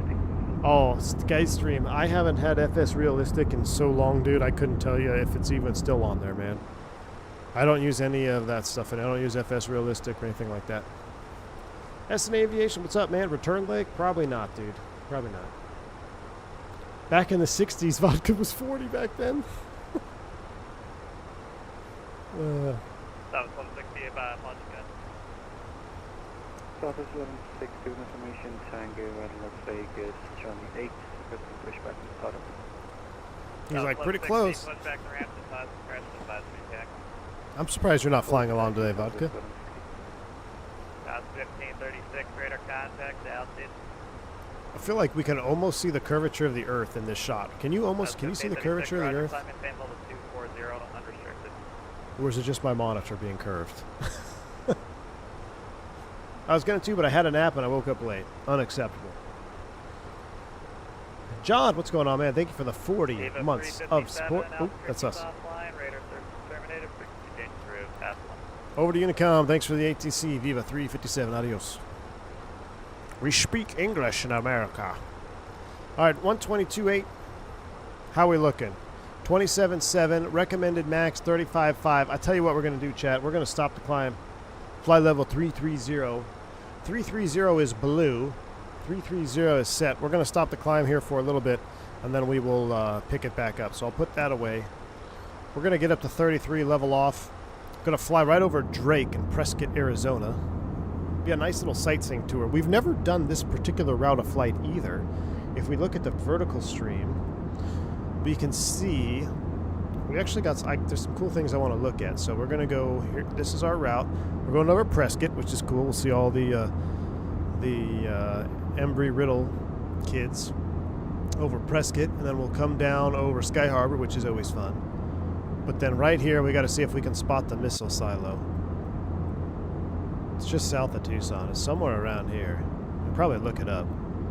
And then we're going right over to Nogales. I've actually been into Nogales. I've actually flown a CJ2. No. Yeah, I think it was a CJ2. No, maybe 525?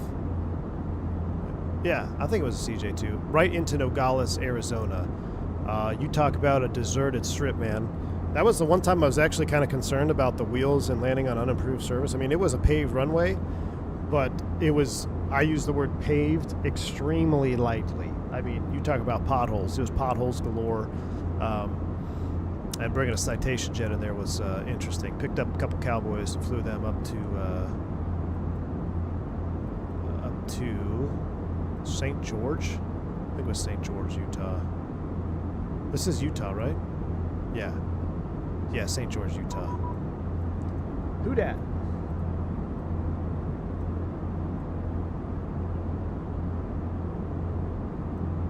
My name is Mike. I am one of the VATSIM supervisors. The time is 2113Z. Please reply. Am I supposed to reply to this guy? Does he think I'm not online or something? I'm going to say hola. I said hola.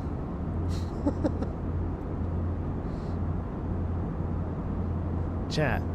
Fun Police is on board. Is he just trying to see if we're like... I just took off. Why would I be AFK?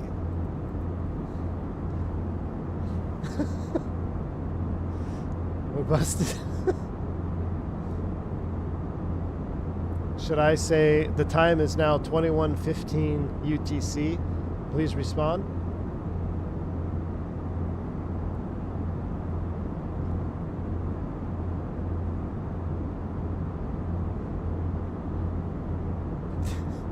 They found Barry's cash in the bulk cargo. Got a pen and paper.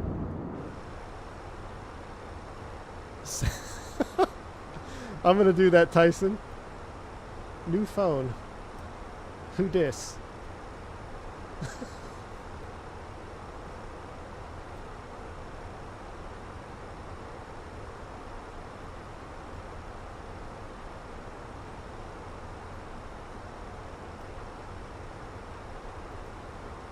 Is he a Mexican prince? They're going to get you to try to participate in their identity theft scheme. There's a 30-minute rule, but this is kind of ridiculous. I always check the map, but let people get to the kitchen and stuff. I mean, yeah, we literally been airborne. How long have we been airborne? 15 minutes? Not even? All he said was, thank you very much for getting back to me. Enjoy the rest of your flight. What can I say? Can I say, what is it? Well, Tyson, what would you say in Spanish?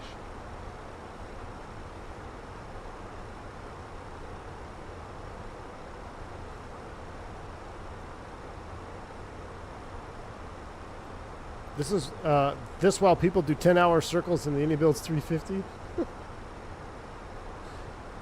Gracias, gringo. Oh my gosh.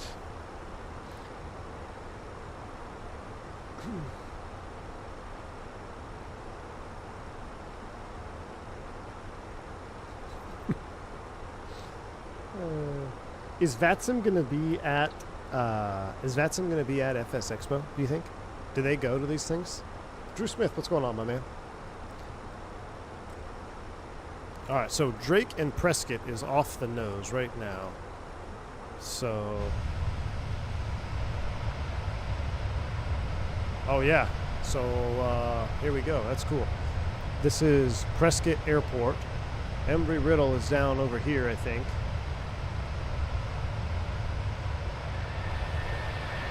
We'll have a better view once we get closer. Right now, we'll fly right over the top. They don't let you chat to them without a valid ID? Oh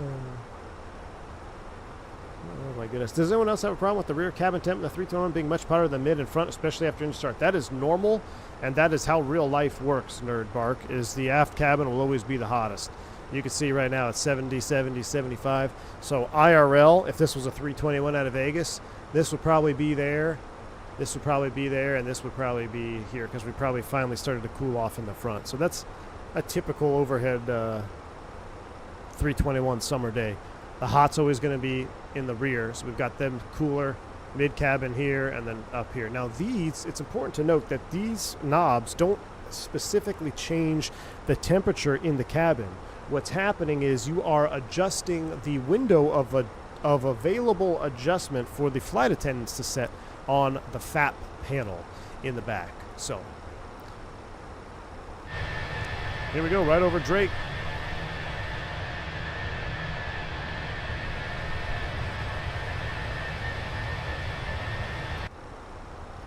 The views are all over the place today. Flying over Prescott Airport right there. Very cool.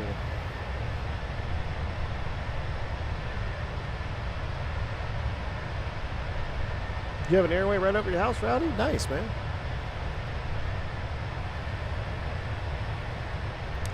So I was doing a lot of flying out of Prescott. I would drive from Scottsdale all the way up on this highway right here, through the mountains, all the way back down to Phoenix. But yeah, there's the Prescott Airport. And man, you can see it. It's crazy how much detail it is. Yeah, that's, I'm pretty positive. I think that's the Embry-Riddle campus right there. Somebody in chat might be able to let me know, but I think that's the Embry-Riddle campus, all those different buildings. Downtown Prescott right here. Home of the Granite Mountain Hot Shots. And then off the left, out past the mountain, the Sedona, Arizona Red Rock AZ is out over this, off the left side. Mika, what's up, man? The big boss in the front gets to decide how much AC the flight attendants can play with. Exactly, Harry, exactly. So if you want to, you could either freeze or steam the passengers. The flight attendants can't do anything about it. That is correct, Brian. That's why if you have them set differently than everybody else, they're going to call you like 15 times. Like, hey, can you lower the temp in the back? Can you lower the temp in the back? So once you get the hang of it, you know what they're going to want. Because let's just say you picked up the airplane, right? Cold and dark in Las Vegas for some reason. Maybe it came from a maintenance stand and all of the knobs are at the 12 o'clock position. If you don't do anything and you start up and start taxiing out, I guarantee you the flight attendants are going to call up and be like, hey, it's still really hot back here. Can you guys lower the cabin temp? Because even though this is approximately, I think, 70-ish degrees, I can't remember what the middle position is. I think it's around 70, 72 Fahrenheit. They probably have their scale all the way low, but it's not low enough. So they want you to lower it. Now, what also is frustrating is, let's say you have everything set like this and nobody's been complaining, and then you get up to the airplane and you're like, screw this, we need to cool it down. Now you have just potentially taken their set temperature, whatever it was, and you've adjusted that zone, and now they're freezing in the back. So they're going to call you up and be like, hey, can you change the zone a little bit? So the best way, after years of flying with flight attendants, if you just know that the aft is going to be slightly hotter, you set it there, mid-cabin right about there, and I'm always cold after we cool off. After it cools off, I always end up getting cold, so I like to bring the cockpit temp to either 11 or 12 o'clock. You set it like that, they're never going to call you. So, got to stay ahead of the flight attendants. But yeah, you're not actually changing the temperature, you're just changing the window of which they're allowed to adjust the temperature in the back. Can't believe they named a city after Dak Prescott. No, it's not. Prescott is spelled Dak is Dak Prescott, and Prescott is how you pronounce Prescott. What if you ignore them? That would not be very nice of you. You know what else doesn't call you? Cargo. That's very true, Dale. Very true. What's the angriest the flight attendant has been with you? Dude, I haven't had very many flight attendants angry with me, to be honest with you. I don't have any particular story where some flight attendant just got super mad at me. I always try to be as accommodating as I can be without being annoying, and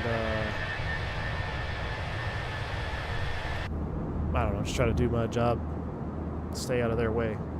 I'd say the most common occurrence of an annoyed flight attendant is if they always are, according to them, they're always about to time out, right? And by time out, I mean they're about to duty out, because the flight attendants have different duty regulations than pilots do. We're under 117 for pilots. Theirs is different. So they are always on the verge of timing out if there's a delay or this. But 99.9% of the time, they're either calculating it wrong or they're just flat out wrong. Now, 0.1% of the time they're right, and they may actually be timing out. But 99.9% they forgot to convert for local domicile time, or they forgot to account for a certain time, and they're actually not going to time out. And when they realize that they're not going to time out and that we're not going to call out fatigued, then they get frustrated. Like, well, I don't want to do this flight. I'm like, well, too bad. I'm going home. So, but that's still a rare occurrence. But I would say that's the most common scenario where a flight attendant is going to be a little bit frustrated, is if they're really tired, they don't want to be there for whatever reason. Maybe they have had a long day and they think they're on the verge of timing out, but in reality they're not. And, you know, that's about it. But I'd still say, at least at my company, that's pretty rare. Like, I've always had very good interactions with all of my crews. A few outliers here and there, but cargo doesn't call when a DG catches on fire in the back and the airplane starts beeping. Has your airline started paying them before pushing off the gate? You know what? I don't know, Eamon Burke. I actually do not know. I know we don't get paid until we block out, so I don't know.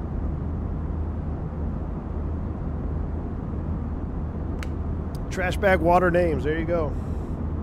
There you go, Jeremy.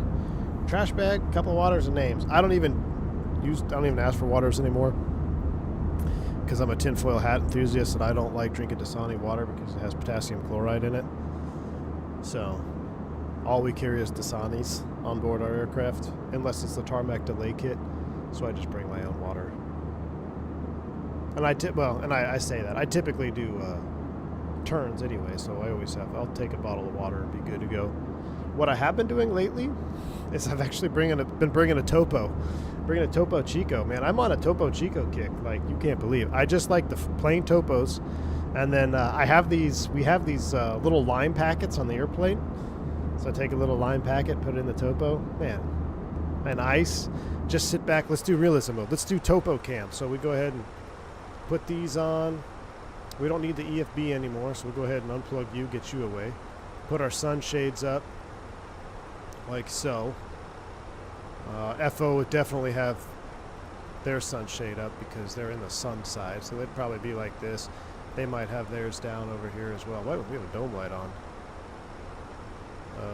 Where is that dome light? Dome light off. Alright, that looks good. Put the seat back. Right there at the turn. Bring it back just a hair. Right there. Beautiful. Tray tables out.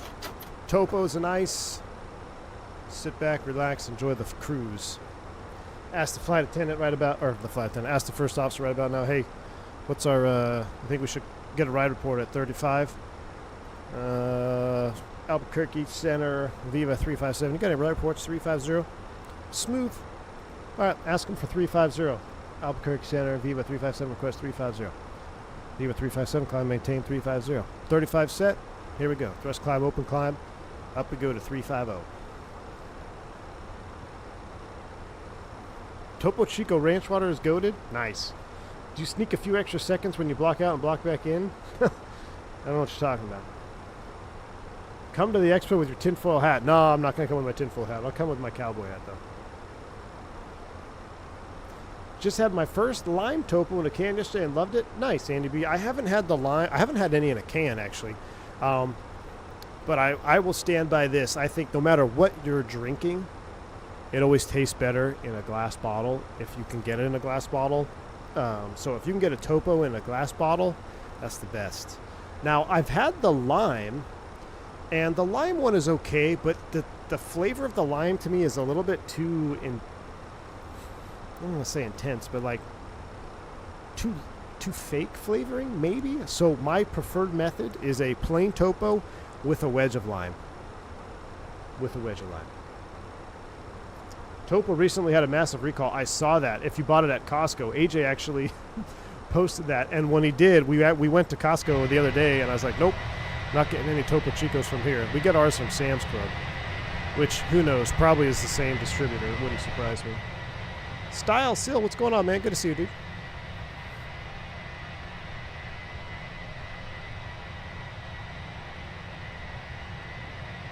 The cans are lined with plastic. Correct, AJ, yeah. Cans are lined with plastic.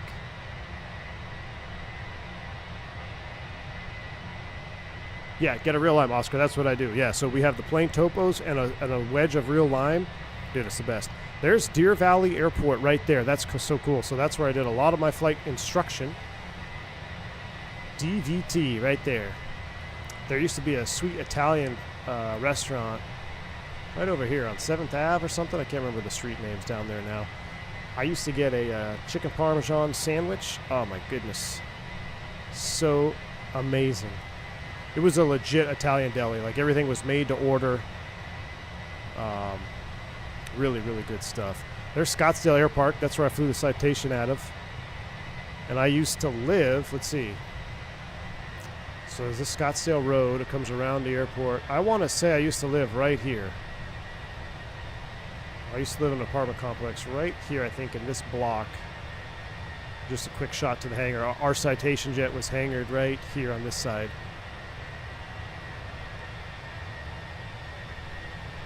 Man, that's cool. Going right over downtown Scottsdale, AZ. We'll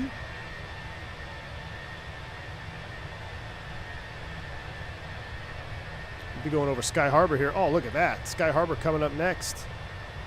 Getting a full tour today. So doing flight instruction, we take off at a DVT, come down here, do the Sky Harbor transition. You'd fly right over the mountains here.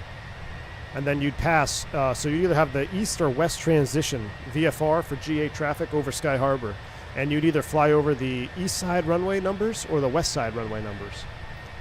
That would be the transition. And I always thought it was so cool looking down there. I remember I did the Sky Harbor transition at sunset. The first time I did it at sunset, you know, I'm just an instructor, low time, and I'm flying over Phoenix Sky Harbor at sunset, the desert in blue hour, with all the lights at Sky Harbor Airport on full bright. It was just so cool. It's just so cool. A little bit further south, we're going to go over ASU, Sun Devil Stadium right here. This is Tempe Town Lake. Did some fishing there. And then for a long time, my secret spot fishing was right here behind this outlet mall. I can't remember what they call this. Tempe Town something? Tempe Outlet Mall. This used to be some of the best big bass fishing in Arizona. I mean, just insane. Until somebody found a dead body down there one time and then they gated it off. Ended all our fun. Tempe Marketplace. Yeah, thank you.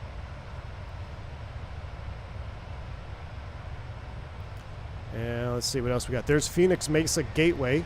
So we'd go over the transition, and then we'd shoot the GPS 4 right into Chandler, which is this airport. So you'd come through the transition at Sky Harbor. We'd stack out over the desert over here somewhere, shoot the GPS 4 right here into Chandler, go mist, fly over the Phoenix Mesa Gateway VOR, track outbound, do the full procedure ILS to come back inbound, and then go mist and hold over Phoenix Mesa Gateway, which is this airport right here. And then after you did the hold procedure at Phoenix Mesa Gateway, we'd fly north for, we'd fly over Falcon Field, and then we would do the VOR Charlie back into Scottsdale up here, and then go home to DVT, Deer Valley. So that was the Valley Rally. Take off, cross the runways, GPS 4 right, ILS, missed approach, cross midfield over Falcon, and then VOR Charlie circling approach, and then back to Deer Valley. That's what we called the Valley Rally.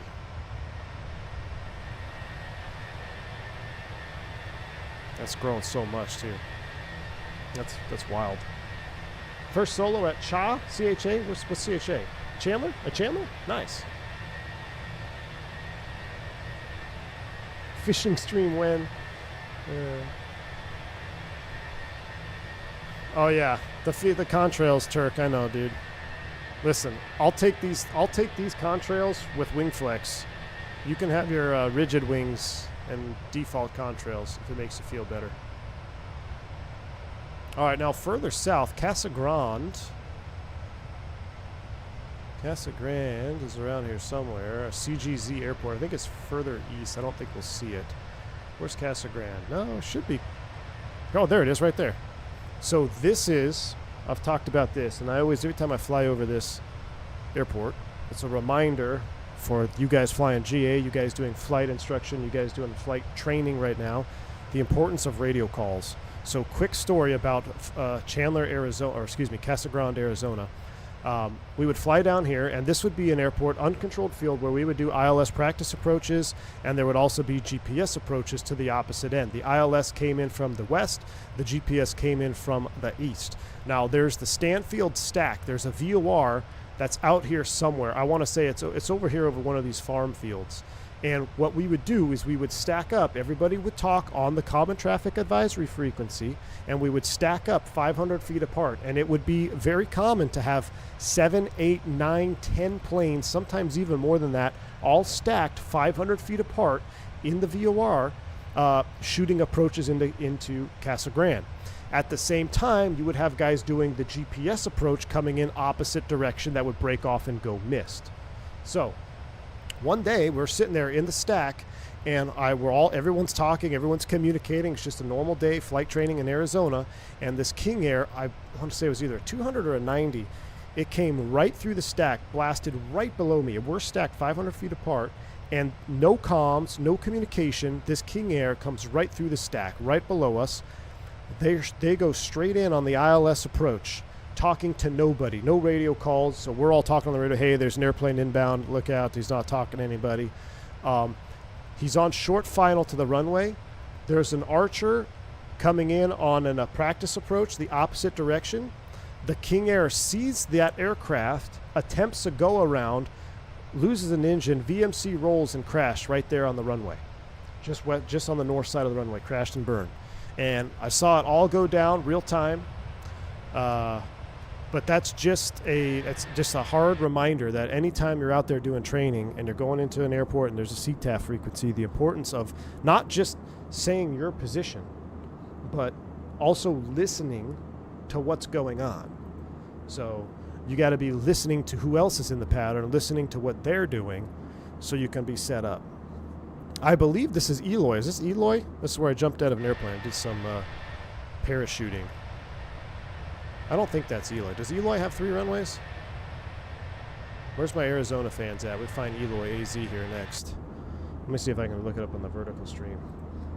Career Trap, thanks for the 10 months support, man. OGs, remember the NDB in the channel? Yeah, actually, yes, I do. Oh, yeah. NDB's in the channel. Yes, sir. Yep, absolutely, man. You know what? Maybe that's what it was. Maybe it was the NDB. No, we did the GPS 4 right in Chandler, but I do remember an NDB there. That's Coolidge? Okay, yeah, that's Coolidge. We don't want to, that's not it. Let me see where Eloy is. What is Eloy? E60? Pinal? Marana? Is it south of Tucson? Ryan Field, been there. No, it's not this far south. Maybe I passed it. So is it called Sawtooth now? Where's Eloy AZ?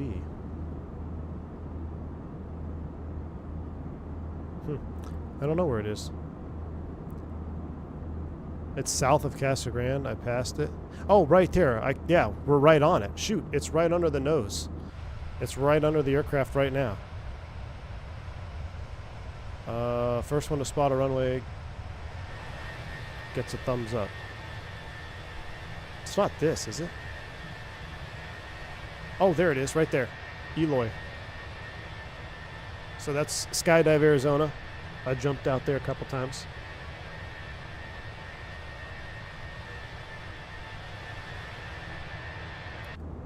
Yeah, buddy. Cool little scenic flight today. Yeah, Coolidge. That's right, Coolidge. Wait, so the guy that that's FCTAF idea talking about the importance of no, all over the weird frequency idea, AJ.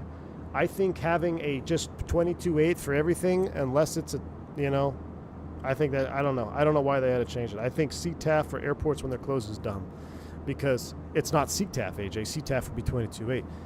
Tuning into it, a tower freak that's closed doesn't make any sense to me, but to each their own. You've never flew in SoCal? Me? No, I've flown in SoCal a ton. You talk about radio chatter, man. You go fly into some of those airports in Southern California, you hear airplanes all over the place. That was one of the arguments for the VATSIM CTAF. They're like, well, you're gonna hear people from other airports at your airport. I'm like, well, duh, that's what happens in real life, you know? And if you want to really simulate realism, when the sun gets low on the horizon, you'd hear airplanes from further away that you normally wouldn't hear. What altitude? 14,000. 14,000? I think it was 14,000, yeah. Ever flown into CMA? Is that Carmel? If I Carmel. I've been to Carlsbad. Camarillo. No, I don't think so, Zach. I don't think so, man. Maybe, maybe I'd have to look it up. Maybe if I was, if you're doing a long cross country or something. That sounds familiar. I just hate listening to peeps using Unicom as a chat room. Yeah, I hear that. Captain, random questions. Will the engines keep running if FADEC packs up? If yes, will it be so controllable? If FADEC packs up. What do you mean? If the FADEC shuts it down? So the Airbus actually has, I wonder if this is reference to the 787. There's speculation that it was a dual FADEC commanded shutdown. So the Airbus actually has, and I have to look this up, maybe one of you in chat know, but I'm pretty sure if I had my iPad, I'll look it up. And if I'll bring my iPad tomorrow for streaming, I'll look this up too if someone reminds me. I'm pretty sure there is a generator or like there is a fail-safe. So if the FADEC if both FADEC channels go out or whatever, the engine is still going to run. You can't have a FADEC commanded shutdown in the Airbus 320 series, if that's what you're trying to ask. And I can't remember why. It had to do with some like backup something. Maybe someone can Google it or something, but I'm pretty sure there's a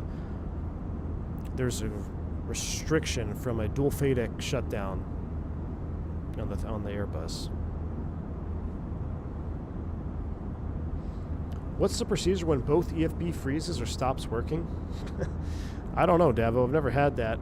The only thing that you would really lose if both EFBs stopped working is you're going to lose your ability to read the charts, like your approach plates and stuff, which is all information that you could then get from air traffic control. You have sources available to you. Now, if there is some sort of failure after both EFBs stop working, now you're just really you're really out of luck that day. As long as you comply with the ECAM, if there's an emergency and you have 2 EFB failures, you're going to comply with the ECAM, and then you're probably going to land, because especially if it says land ASAP. So, you know, the airplane doesn't stop flying because your EFBs stop working.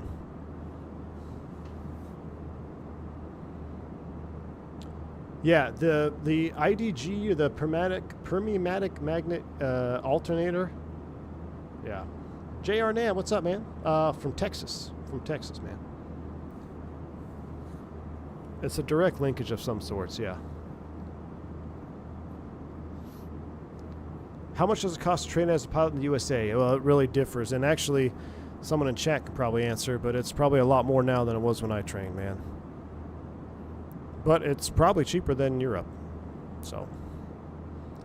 Alright, where are we flying over now? Let's see, let me zoom this map back out. So now we are getting close to Tucson. So we've got Marana off our left, Pinal County, Ryan Field, which is right down there. I went to Ryan for breakfast. I think that's Ryan Field right there, yeah. So there's a little, you know what? This is really crazy. So, small world. I wonder if I ever flew into or near Ryan Field when Flight Deck to Sim was training out here. So the flight academy that Flight Deck to Sim trained at, they would frequent this airfield right here. And we would frequent this airfield for flight student cross countries, and we'd go get breakfast. And I would see a bunch of those aircraft from his flight school. Every now and then they'd be parked on the ramp here as well. So I wonder if we ever crossed paths and just didn't know it. But Ryan Field, I would see a couple of those aircraft from that flight school. There's the old Tucson. Wow, look at that mine right there. Copper mines. All right, then we're going south, and then are those the missile silos over there? I don't think we're going to be able to see it from this far up.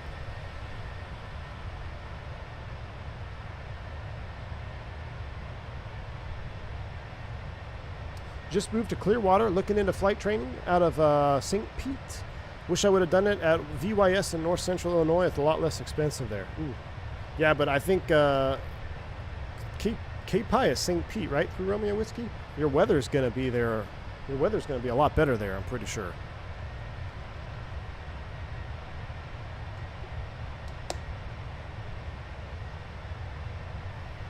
I'm pretty sure I have more training days.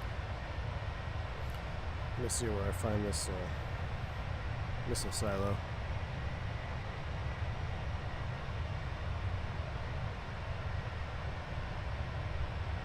So Titan, it's just, oh man, it's right after, it's at Green Valley, so it's literally right in here somewhere.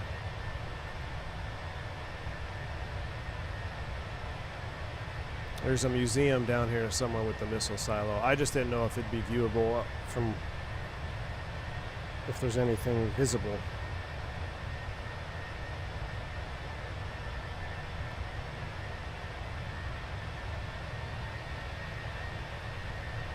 That's kind of a weird looking pond of some sorts. It might be like right in here. Off this road maybe. Probably have to take the Starship. Might need to do Starship Desert Flight is what we might need to do. We've been doing all our Starship flights in Florida. Might have to take it out to the desert. Yeah, a couple of nice rock quarries right there. All right, let's turn you down.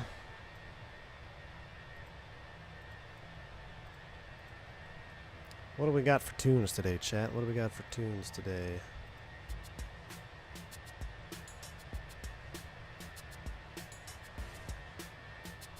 Oh, that's Starship music right there. We can't listen to the Starship song when we're flying the Airbus, can we? Or can we? I think we can.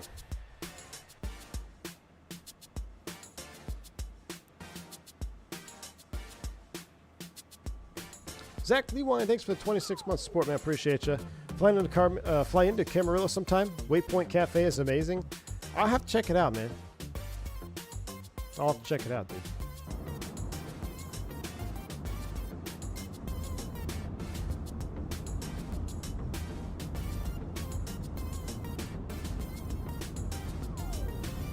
Alright, so now we're getting ready to go over Nogales. And then we're going to make a turn over El Uro. El Uro? El Uro. And that'll take us up towards Chihuahua. Man, how many? We got 1, 2, 3, 4, 5, 6. Got a 6 aircraft conga line.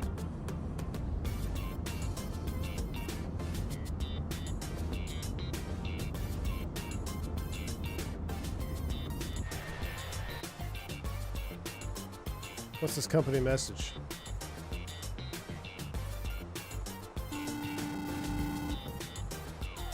Viva Ops.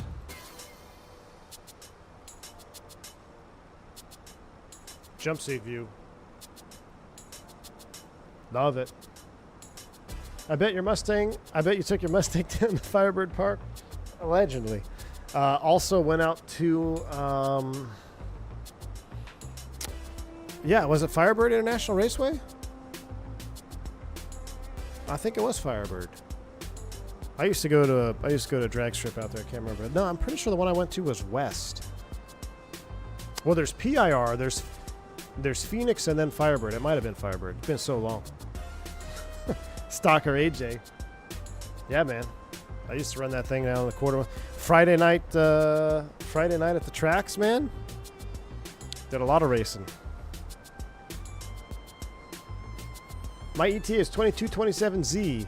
Well, my sim time is forward, so my ETA is 138Z. My ETA is 50 minutes. 50. 50 minutes.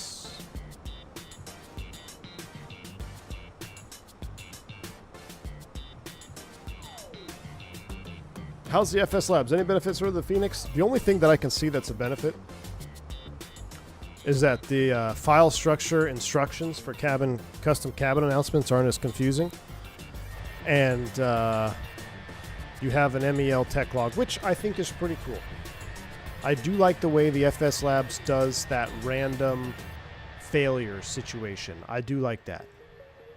But other than those two things, I don't even think you can get custom sounds in the FS Labs, so I'm just saying that because I'm salty from earlier. But other than the MEL simulation, I don't think there's anything superior that I've seen yet. So that's it.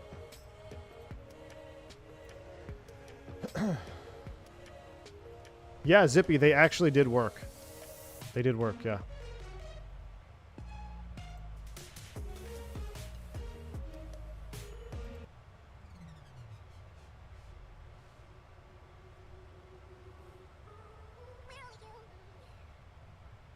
Oh, this song. I like this song. You guys don't like this song, but I like this song.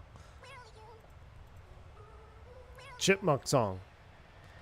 Well, Zippy, it's not that hard because Kara was in the Discord and he told me to delete a folder that I made. But according to the instructions, you are supposed to make an airline folder.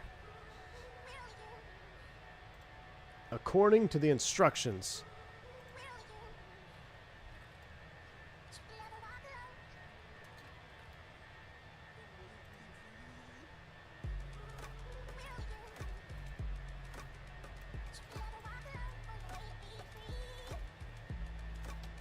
If I told you to create that, how many folders would you create? With that text right there, how many folders would you create? So you've got your community folder, which is 1. Your announcements folder, which is 2. The announcements folder inside your announcements folders, which is 3. The airline folder, which is 4. And then you would put in whatever you want into the airline folder. Apparently, that's not what you're supposed to do.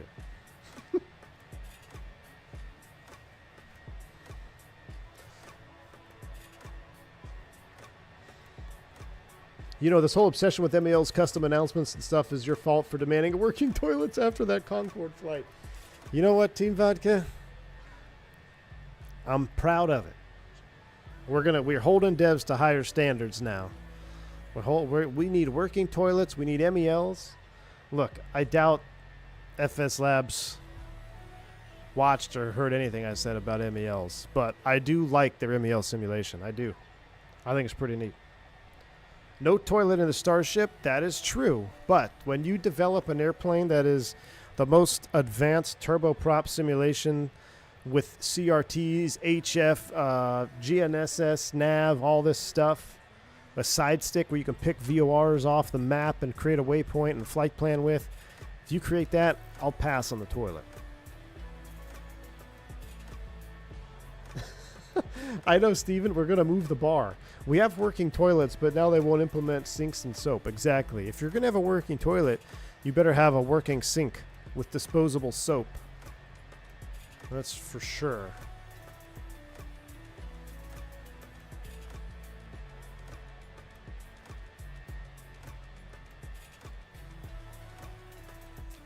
Two years, baby. Ken LeMay, 3 months out from 2 years. Thank you for the support, man. Appreciate you. Oh my goodness. Alexandra Bellini dropping 50 gifted subs. Alexandra Bellini, this turn is for you, my friend. Appreciate the 50 sub bomb here on the channel. Very, very kind. If you pick up membership from Alexandra Bellini, you know the rule. Don't say thank you to me. Come in here and say thank you to Alexandra Bellini. Thank you for the support. Appreciate you. Massive, massive gifted sub. Very kind. Bearded Aviator says, speaking of working toilets, the lavender bourbon with olive oil coffee chaser has me running to the lab. Oh, speaking of, here you go. You're now free to run to the lab, Bearded Aviator.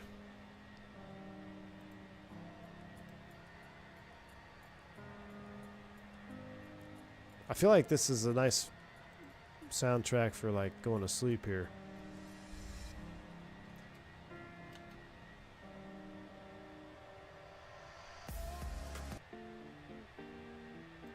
We need some more Viva-esque. You got it, Bearded Aviator. Oh, ladies and gentlemen from the flight deck, just be advised, the flight attendants have told me that the forward lavatory is now inoperative due to Bearded Aviator drinking choices this afternoon. So I'm going to go ahead and ask the flight attendants to mark that the lavatory is inoperative and that everybody else congregate towards the rear of the cabin for the 2 remaining lavatories at the aft galley and the 2 mid-cabin lavatories as well. Everyone say thank you to that, Mr. Bearded Aviator, for ruining the forward lab for us. Thank you. How you doing, Alexander Bellini? AJ says, you know, if you hated the FS Labs, you could... I know, AJ. I know. Okay, whoever asked about FS Labs, I do like the fact that you can make PAs. I think that's pretty cool. Could be worse. The kid shoved the doll in the forward lab. 100%. 100%. We could have a forward lab stuck in the forward a plastic doll stuck in the forward lab. True story.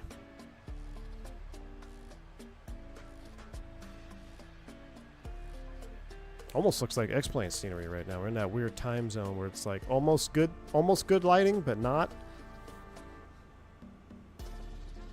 That was for the most fun crash on streaming I ever watched. Oh no, my kid asked me why in the hell I was laughing so hard over YouTube. Yeah, I tried to hide that one there, but there's no hiding anything from you, chat. We definitely crashed that MD-80, but we had redemption. We had redemption, Alexandra Bellini.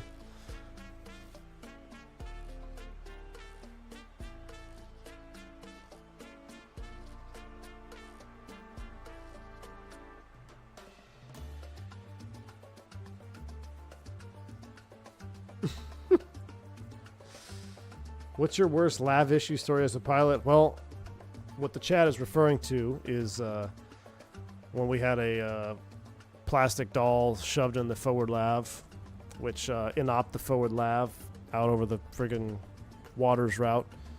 I've also had plugged lavs with stuff in them, which is not good.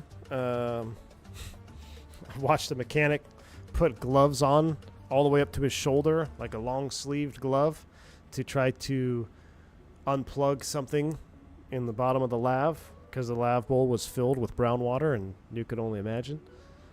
I've had lavs overflow and slosh onto the floor. I've had sinks get plugged and overflow and spill onto the floor.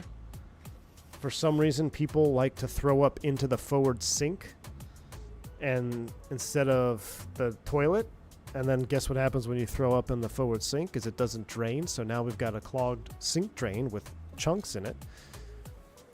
So yeah, I've seen quite a lot of lav issues. I've had a phantom, pardon my French, but it's been deemed the phantom shitter. We had somebody smearing fecal matter on all 4 lavatories.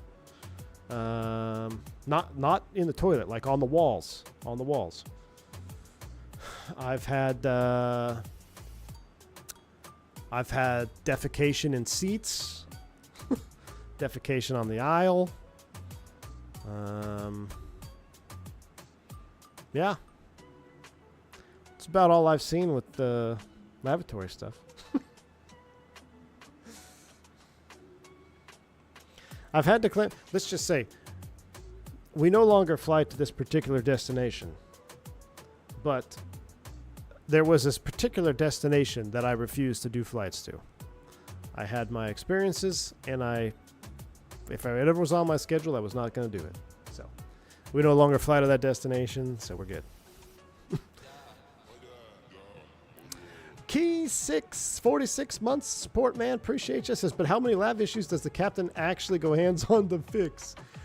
Key 6, appreciate the 46 months support, man. So I have fixed a few lav issues, such as leaking sinks. I know where the shutoff is, where like something happens, it won't shut off in flight.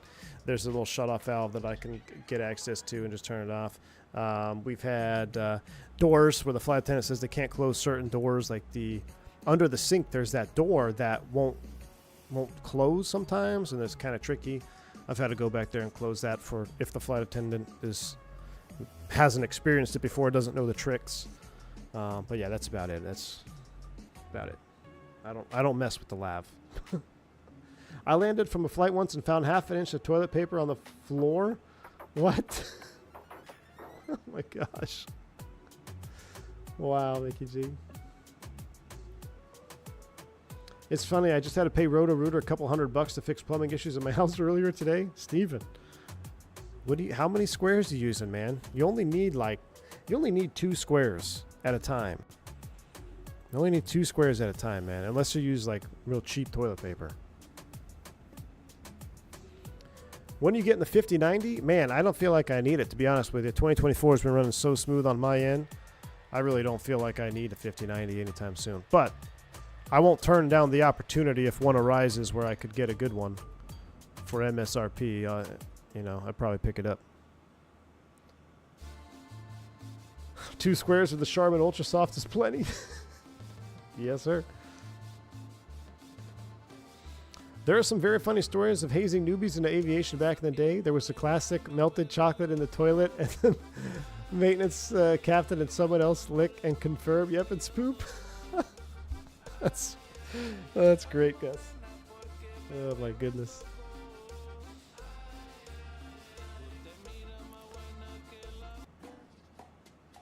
What's the salsa song right here?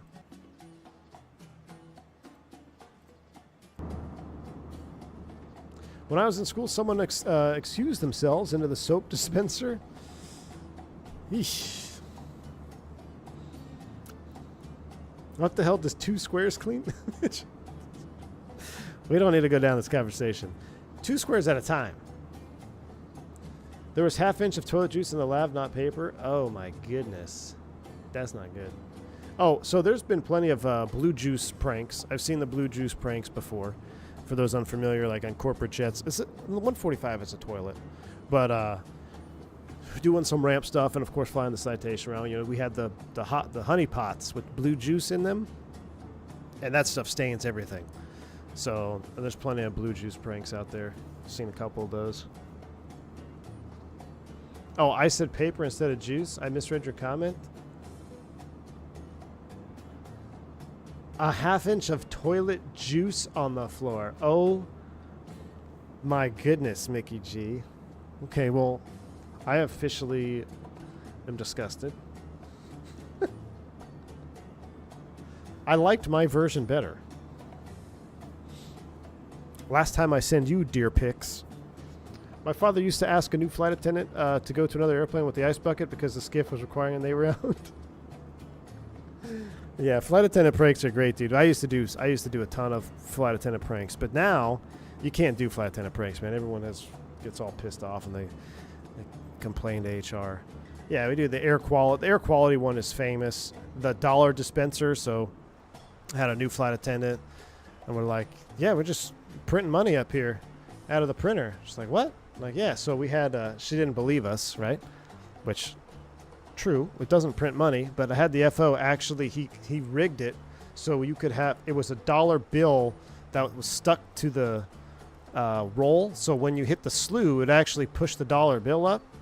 She couldn't believe it. So for the entire, 2 days, we were toying with her about it, printing money and stuff. She couldn't believe it. But, yeah, all kinds of pranks, man. We used to play Lids Up. Anybody heard of the game Lids Up? If you have, hit the like button and let me know in a comment. I'm not going to... Ask me at Expo what Lids Up is. That prank is not... It's not really a prank, but that's not for... that game is not for YouTube Live. Plus, I wouldn't want to play Lids Up in 2025. You never know what you're going to get. Anyway. Have you ever asked the newest flight attendant to pick up some ice from catering and use it to refresh the brakes? From the airplane? No, I've never asked that, Alexander Bleeding. That's funny. I've never asked that. So, sorry, Jamie. No more toilet talk. We're not doing that. You said the flight attendant was on the 4th airplane before someone said it was a prank? Oh my gosh.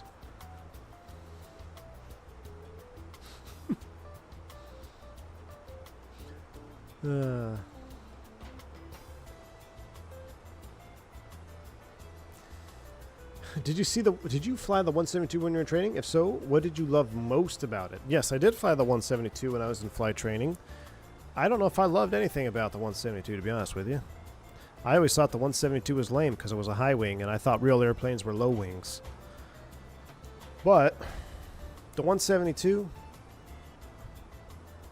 I love that you can see down. You can really, the visibility for sightseeing is great on the 172. That's about it. But it's a great training airplane. I'll stand by that. I think the 172 is a fantastic training airplane.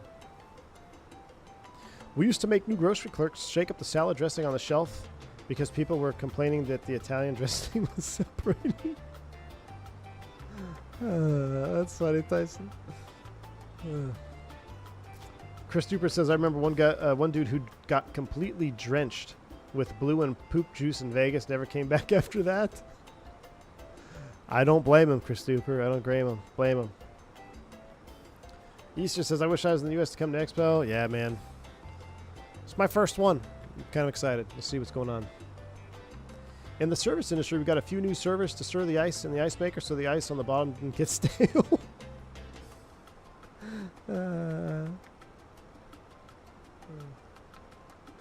Saffron says, this channel is the best with optical illusions. The way you turn the cameras makes one feel like being in a real airplane. Nice.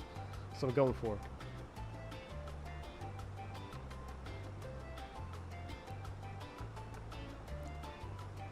Even worse than it's windy and blue juice lands on you. Yeah, Chris Duper. I always want you. Do you work ramps still, man? Who or how do you determine who's doing lav duty? I've always wondered, like, who's on lav duty? Who's got the poop truck? You know? How do you determine who's the last one to show up to work that day? I feel like, did I ask you that question before? We're getting closer. Let's check our mileage. Ooh, 138. Oh, 198. Need to get glasses. Medical in 2 months, chat. Need to start drinking some carrot juice. We'll let this song play out and then we'll go to work. I saw a tall 6'7" pilot complaining about legroom when deadheading on Reddit. Jeez.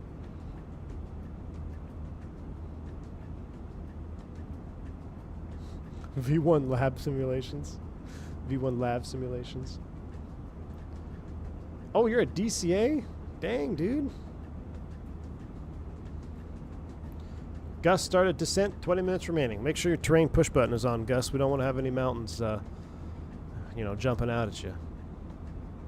Oh, you bid for lab service. Interesting. Our C-130s had urinals that would spit on you if you didn't stand aside when you opened the flap. That's the other thing. So, pro tip for anybody flying or anybody who is going to go fly to Expo, if you do use the lav, make sure you close the seat to the lav, or make sure you close the seat to the toilet before you flush it. Trust me. I've seen scientific data. You do not want to be flushing the toilet with the lid up in an airplane. I ain't the one who has a problem with mountainous terrain. Oh, yes, you are, Gus. Just because I crashed to make you feel better and not so alone, you were the first one. I hope it's triple time pay for lab duty. It should be, man.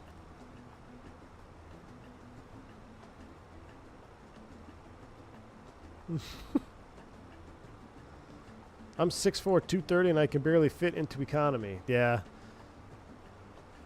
I hear you, man. Gus is a trailblazer of sorts. He is. He's a trailblazer. Or a mountain blazer. Do you have significant load times when first getting into the sim? No, Jonathan, I don't. The only times that I'll have a significant load time is like the first time I load into a new airplane that I've downloaded. The IndyBuilds 350 for me is the longest loading airplane in the sim. But even now in Sim Update 2, it's much quicker. But it does take a little while to load. The PMDG 737 series, 777 series, if you just downloaded that plane, that first load in does take a little bit of time. Just got to be patient. But other than that, in 2024, my sim loads quick, man. It's boom, boom, boom. I spend the money to upgrade to Economy Plus. It's worth it. Or spend the money to fly big front seats on Spirit. Thank me later. You will literally get, if your flight, here, Steven, if your flight's less than 2 hours, I wouldn't recommend this if you're going on a flight longer than 2 hours. But under 2 hours, big front seat on Spirit, you get unlimited food and snacks, and you have better snacks than any domestic carrier. You get a complimentary drink or drinks, free Wi-Fi, and the seats are actually very comfortable. But again, 2 hours or less. I'm a high school junior from Maryland, and I'm starting flight training in August. Super excited. Any advice? Oh, very cool, Santi. Starting flight training in August. Super excited. Any advice? Man, just enjoy the ride. All right, it's going to seem like you're drinking from a fire hose at first. That's how all flight training starts out. There's so much information, so much going on. You might feel a little overwhelmed, but you got to remember you're only going to be a flight student once, so enjoy it. And if you feel overwhelmed, that's normal. But don't forget to enjoy it. An ad for Spirit. No, an ad for the big front seat. I'm telling you, there are industry secrets among commuters, among non-revers, Domestic flying less than 2 hours, I challenge you to find a better deal. Now, if you can find a first class on a legacy carrier for cheaper, then by all means. I'm not saying it's better than that. But it's as close as you're going to get to a first class on a domestic carrier for significantly cheaper most of the time. Most of the time. Brandon Aviation says, I've done Big Front many times. It's worth it. Yeah, have you done it recently, man? So we're planning a trip. I'm planning a trip to Cancun for my birthday in September. And the wife says we're not going. And I'm saying we are going. And I've been looking at tickets. And I was like, man, we could just all get big front seats, which is, you know, poor man's first class for half the price. Literally half of a economy seat on a legacy carrier. So that's the tentative plan. Plus, I'm looking at my flights options for Expo because I can't jump seat. I can't jump seat on American because I have my beard, so I can't jump seat on them. So I got a couple. I got Southwest, Frontier, Spirit are my options right now. So we'll see.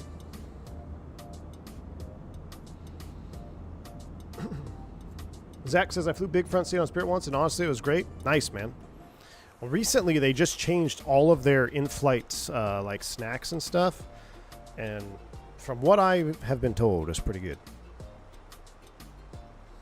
All right, we got to do some work. But I kind of like this song. It's kind of a vibe. Enter destination data. What we'll do is let's get the destination data. And then we will plan our descent here.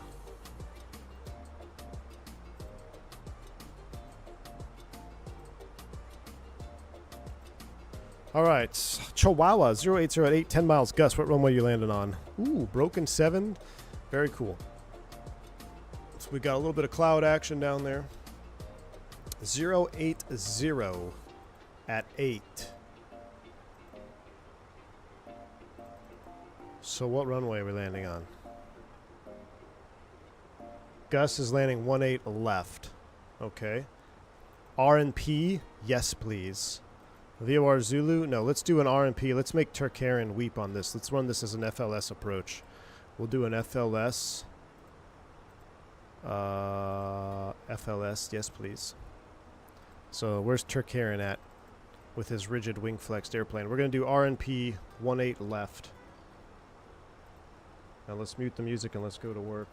We'll set this up here. Alright, sounds are coming up. We're going to change arrival. No, we got the right one. RNAV 18 left. Alright, and... was there a star? Yeah, VIX... arrivals, RNAV 18 left. Victor 1 Alpha. 9,000 at Pelta. 9,000 at Pelta, so we'll go ahead and set 9,000. 9,000 is set in the mini FCU. Let's go plan mode. Let's zoom it in a little more. Alright, from Pelta, and then we'll go CU 501. So we probably need an approach via, which we load, yeah, we'll bring it off of Pelta. Insert that. We've got to select heading first because this is the different box that we have and makes you do that. Re-engage, manage nav. Alt cruise nav is engaged, so we're re-naving to Pelta now. Terrain mode is on. Alright, so 18 left approaches.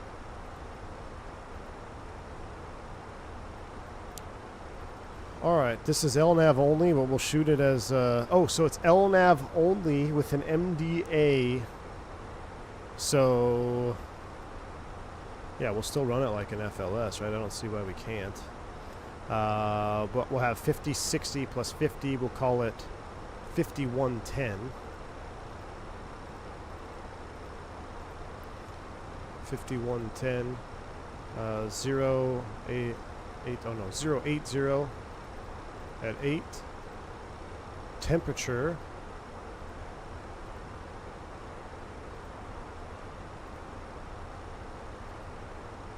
Two five and 3010.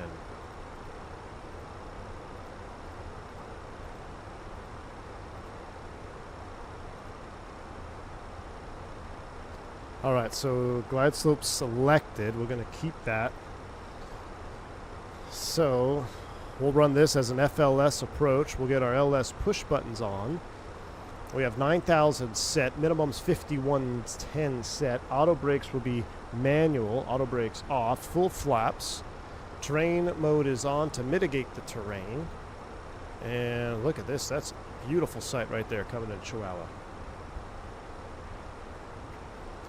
Thanks, guys. Super excited flying the 172. The airport I'm doing flight training in is in DC's restricted airspace, so I'll definitely learn a thing or two. Absolutely, man. That's good.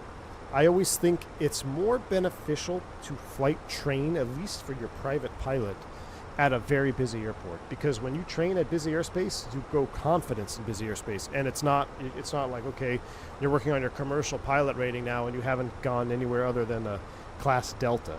So it's good that you're going to be in some busy airspace, man. Is career track worth 117K? I'm seriously considering doing an IRL. Look, if you can learn in that environment, a lot of people can. Some people can't. But if you are successful, in my opinion, there's nothing wrong with doing it. Especially because if you want to be an airline pilot, it's all about seniority number, right? It's all about getting that seniority number.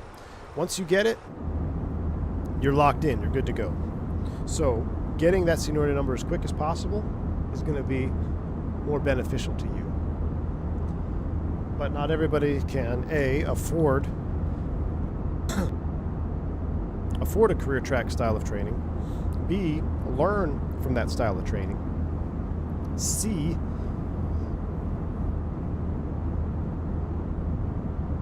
succeed in that style of training, or all of the above. But if you can do it, nothing wrong with it. Well, Bussin', what's up, man? Good to see you, dude. Yo quiero Taco Bell. What's up, Oscar? Who remembers that commercial? Do you remember the commercials for Taco Bell? Hit the like button. I've only ever trained at untowered fields. VATSIM and Pilot Edge have helped a lot. Yeah, Joe Plains, for sure, man. So that's the other thing. Having the type of air traffic control programs that we have now in Flight Sim, for someone like you, that's fantastic, dude. That's fantastic. I would recommend Pilot Edge, a couple times, just because I feel like the stigma on Pilot Edge, holding you to a higher standard, is good for you. It's good for training, but VATSIM too. VATSIM is going to be great. VATSIM is just a lot more forgiving, I think, at least in my experience. But yeah, dude, absolutely. Viva Gorditas. The Gordita Crunch. Man, I used to love to get, I haven't had Taco Bell in years, probably over a decade, maybe even longer. I don't know. The last thing that I used to get at Taco Bell a lot was the Baja Chicken Chalupa. Anybody remember the Baja Chicken Chalupa? Oh my gosh, I'd get like 3 of those. Those were amazing.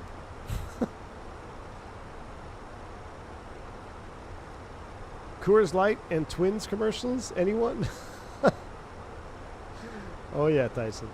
I'm also going into an aviation university. Dream is to fly a major airline. Really looking forward to the pathway programs. Yeah, Santi, that is a great option. That is another great option. So the pathway program, where you're flying for a flight school or training with a flight school that has a pathway program to either X regional or an interview to X airline. That's a great way to do it. That's, if I were to do it right now, if I were to start over right now and I was trying to get into flight training, that's what I would do. I would get into some sort of pathway program.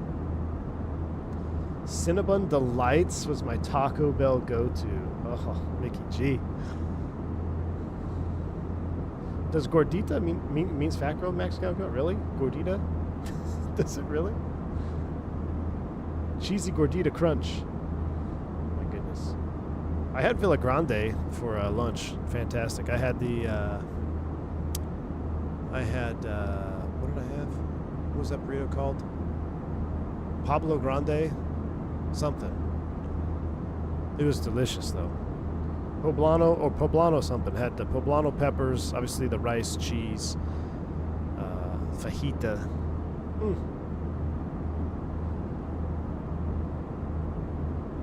LTG distance Southwest 585. What does that mean?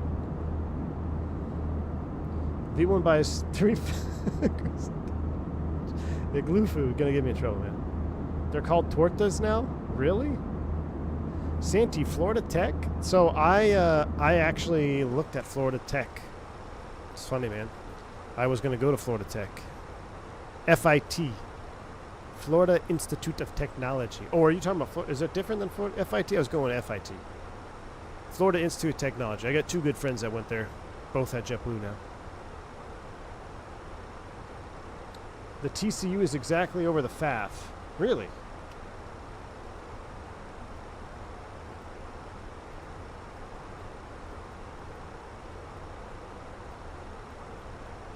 We're going to show Gus how to fly an RMP approach today. But we're going to do an FLS. Well, he's in Tolas. Tolas can do FLS, I think. Yeah, Florida Institute of Melbourne. Yeah, Florida Institute Tech, Melbourne. That's exactly where I went. I went there, toured the school. The only reason I didn't go there is because I decided to go... Well, let me rephrase. I thought that... well, let's just say I didn't go there. I ended up going a little north of you.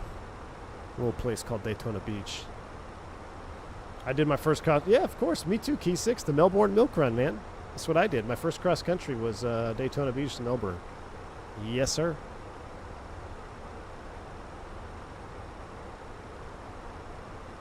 Chi-Chi's restaurant, that means boobs? And they got rid of Chi-Chi's restaurant? Dude, someone just posted a picture of a King Air in my pilot chat today. November 800 Bravo Sierra. Man. Men are dumb. Here we go. Mock descent. Down we go. We're already behind the descent profile a little bit. Let's crack a little speed brake action out there. Nothing like cracking the speed brakes in a 321 at 35,000 feet, huh? Do not recommend.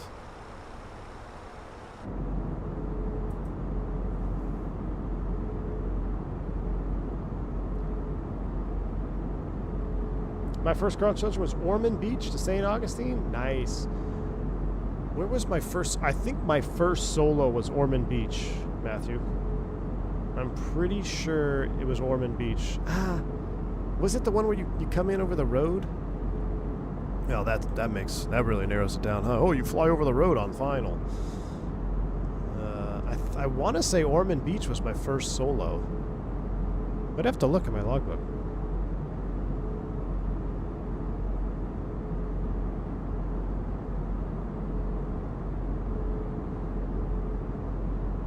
Dude, fried ice cream is great. I love fried ice cream. Oh, New Smyrna. That's where mine was. Yeah, New Smyrna. Key 6.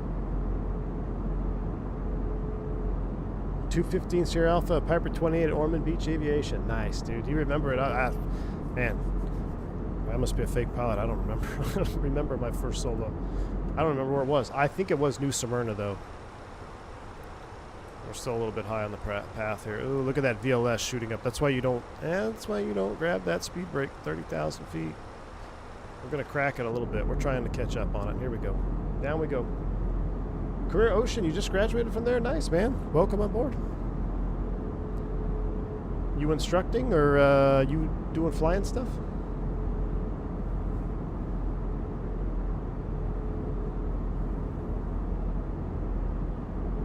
PRC at North Air. Nice, Cornelius. So I got my PPL was at Prescott.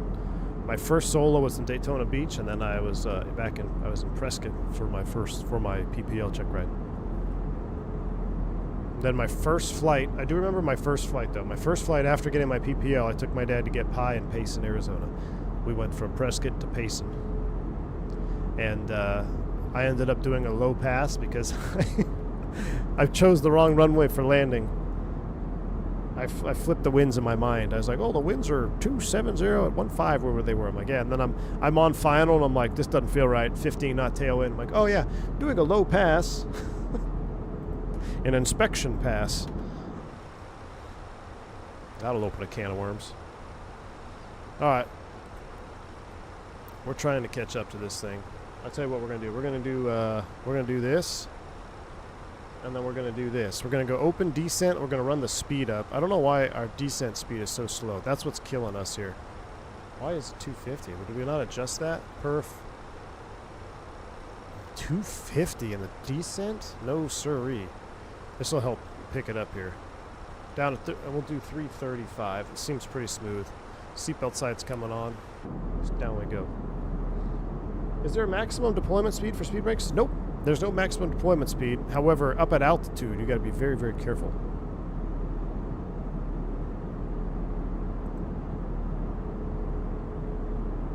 The wiper, when turned off, feels a bit off. What do you mean? Did you stow it? Is it not stowing? Got caught up on PPL there, did instrument there, and got too expensive, so I left, went to campus to Phoenix East Aviation. Very cool, Queer Ocean. Nice, man.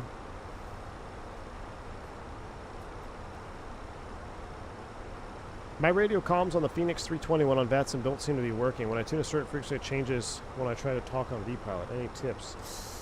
I'm not quite sure what you mean there, man. Why are we 5,300 feet high on this descent?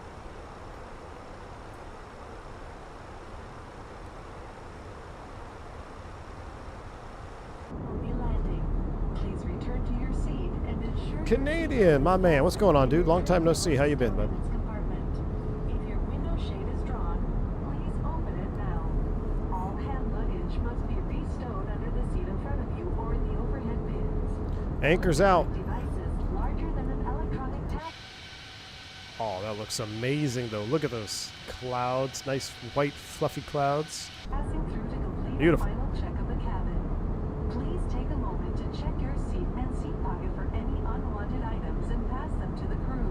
We also ask that you assist us by arranging your seat pocket so that the safety card is facing the front. Dive, dive. Let's see, 8 miles. Oh, geez. Well, we caught up to a little bit, 3,500. At or above 11, 9,000 at Pelta. Full speed brake in the 321. Now we are vibrating seats active. Marshmallow sim, get out of here, dude. Unless that's a good thing. They actually are a little bit yellow because the sun is getting low. I'm surprised Turk hasn't been complaining. Canadian, thanks for the 18-month support. Leaving for 6 days up north tomorrow. Going to be based in northern Quebec for night medevac ops in the Beach 10. 5-8 November and up. It's going to be something. Dude, thanks for stopping by, Canadian, man. That sounds like one heck of an adventure, man. Be safe. Remember, don't do anything that I wouldn't do. And just be safe, man. That's fantastic stuff. Enjoy it. Alright, Magic Barrel Ref has been set 298. I'm hearing thunder. Are y'all hearing thunder? I'm hearing thunder. Outside air temp 26, no need for anti-ice. 3,500 foot gravel runway at night sounds kind of challenging. Oh, it will be. It will be, Canadian, but just think, man, when you get out of that, you're going to look back, hopefully, when you look back a year, 2 years from now, you look back to that first TDY, I don't know if you call it TDY, but temporary duty or something, that's what we would call it. They send you out somewhere temporary. You'll look back and be like, that was awesome. Great learning experience, etc. So, enjoy it, man. All right, I'm going to set 10,000 feet. I'm going to level at 10, then we're going to rip this, then we're going to slow down here. We got to get control of our Airbus. Things are out of control right now. Things are out of control.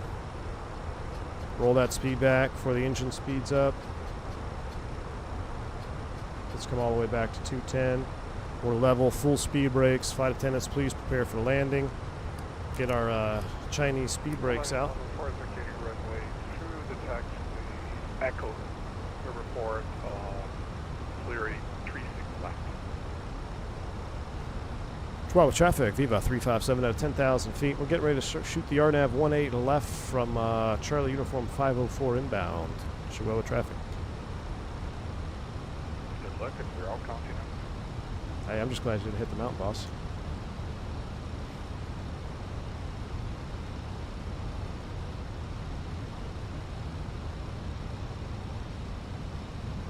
Alright, we're going to really take full manual control. Vertical speed 700. Gonna stow that speed brake a little bit here. We gotta finagle it. We gotta finagle. Vertical speed. Be right on that slat speed.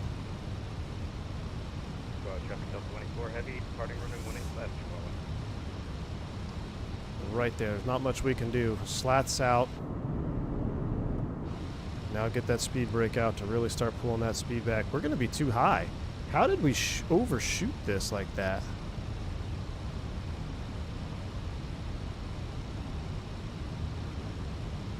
Ruby.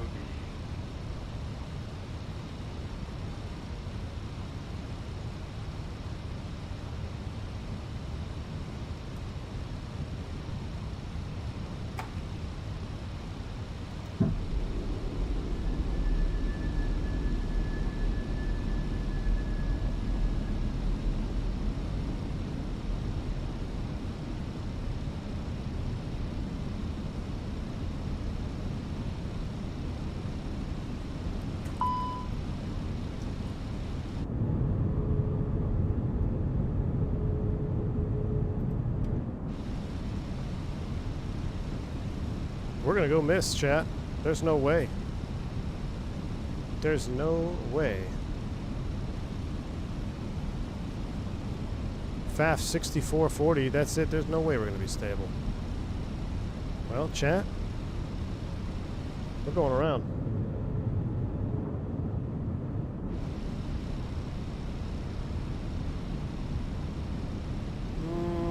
The Delta just departure, beware. Runway's in sight. We probably could make it. Oh, lightning strike. Nah, it ain't gonna happen, chat. We probably could make it. But, 2,500. I don't like it. We got vertical speed, 2,100 feet. Let's go around. Alright, go around altitude. We're gonna set 10,000. Go around flaps. Man Toga, SRS, go around track.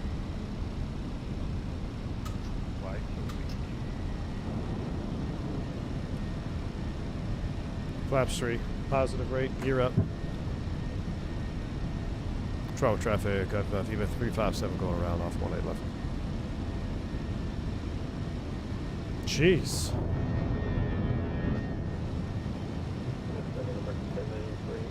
Charlotte traffic, Volaris 104, it's clear runway 36 left on the Delta taxiway.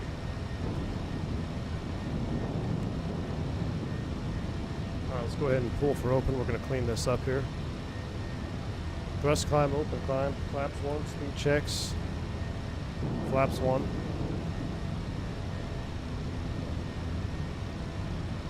Control traffic, Viva 357, 6,600 going missed, 18 left over the top of the field. We'll fly the published myth, control traffic.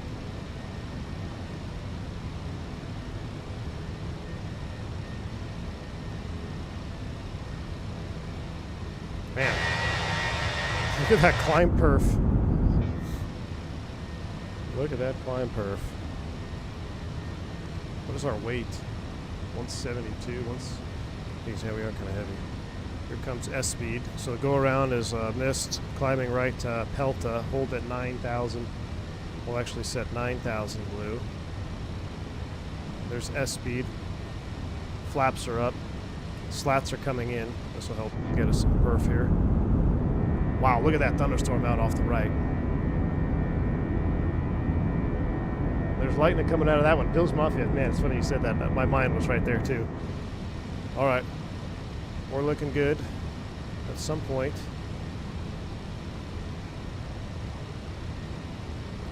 Nav. In the right turn. Right at green dot. 12 traffic, Viva 357 out of 7,000, climbing 9,000, direct to Pelta and hold. Traffic inbound, 12, please advise.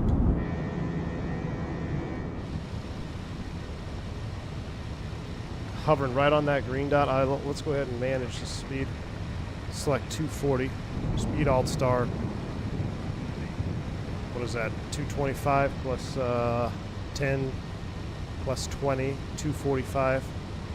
Shoot.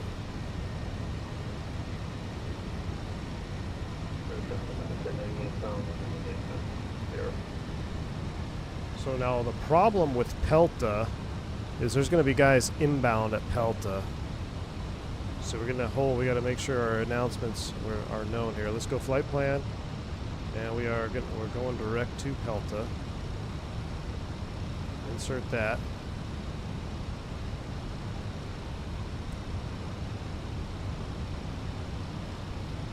Now I don't know if we're going to have to hold over Pelta or not. This guy's inbound. Chihuahua traffic, V about 357, 9,000 feet. Going direct to Pelta. Planning to cross Pelta at 9,000 for another shot at the RNAV. 18 to the left, Chihuahua traffic. Chihuahua traffic, 3292, inbound Pelta, 5 miles, be crossing at 9,000. Okay, he's going to be on that. Alright, Viva 357, we'll do a turn and hold at 8,000 over Pelta for inbound traffic. Alright, down to 8. We're gonna set this up for a hold here.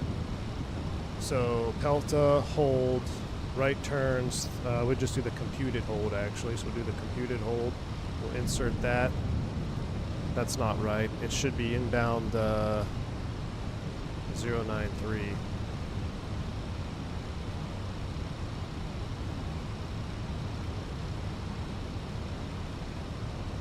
And it should be left turns. Man.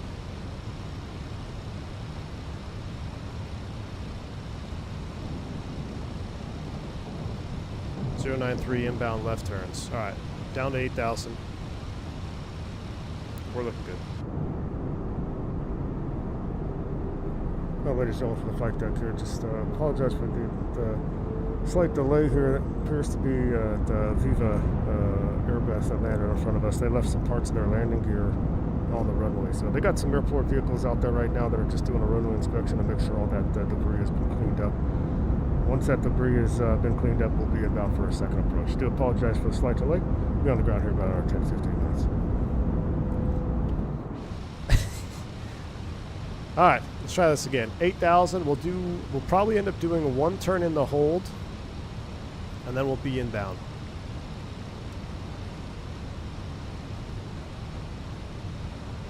And CU 501, we're gonna make you a hard 7,500.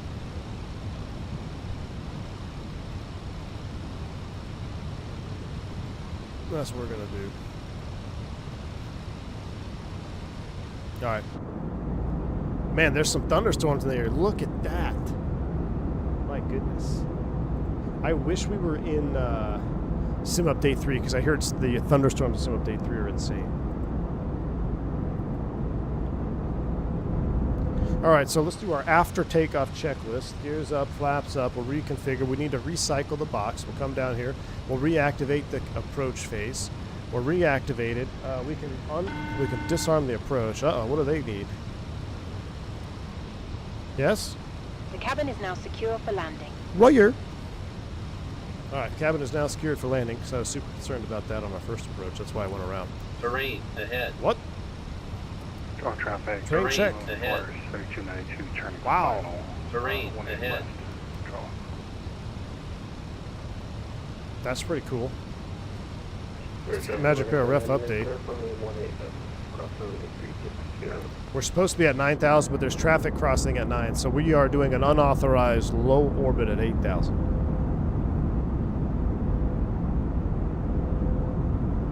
Yeah, that's a terrain ahead. I mean, we're close, but we're not going to hit. That's crazy. Chihuahua traffic, Viva 357, 8,000 feet over Pelta. Procedure turn inbound. We will be inbound from Pelta for RNAV 18 left. Shades of Avianca 357. Yeah, shades of... Man, if I crashed the Airbus on stream, I'd never hear the end of it. I actually probably quit streaming. That would just be unacceptable, even though we do sketchy things here.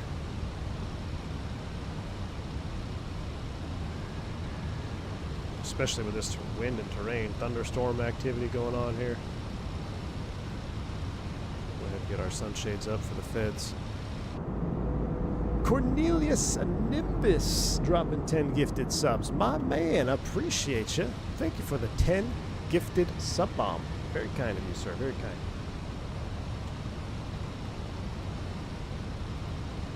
Get the full map on. Man, the thunderstorms are rolling in here. Look at this.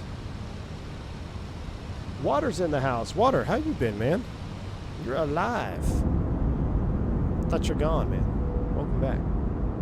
Jipwiz, what do you think? You're flying an MD-80? JJ, it's definitely, we're 1,000 feet below the restricted. We modified our altitude for inbound traffic. You're still cursed, thrust set. I know it. Wow, it looks awfully gray out there. We probably don't have to do... we'll do the turn here. We'll be fine. East Coast Inc. What's going on, man? Dude, this weather is insane right now. Look at that. BFU winds, weather radar? What? Okay, this short final. Alright, so we're turning inbound.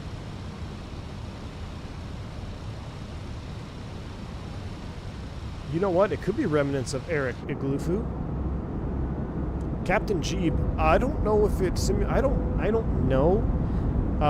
I know I've had wind shear, though, so pretty dang close.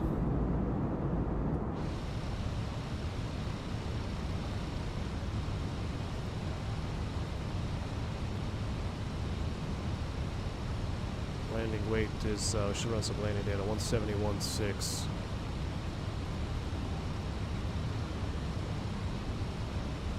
Full reverse, flaps full.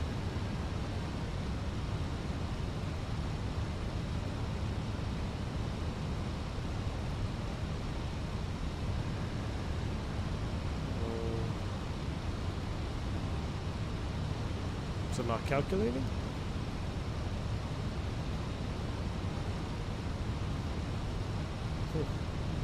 I don't know, I'm not getting any data.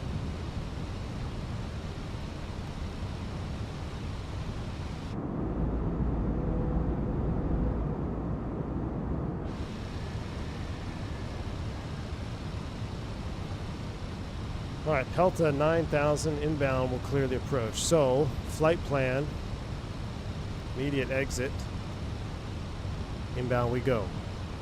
Chihuahua traffic, Viva 3576 from Pelta, inbound RNAV, 18 left, Chihuahua traffic. Chihuahua traffic, Polaris 32, 1. Let's see if it yells at us again. Coming up over this ridge, I bet you it does. So right there, we're going to be 6,600 feet is the highest depicted. We're at 8,100. Might ding at us here.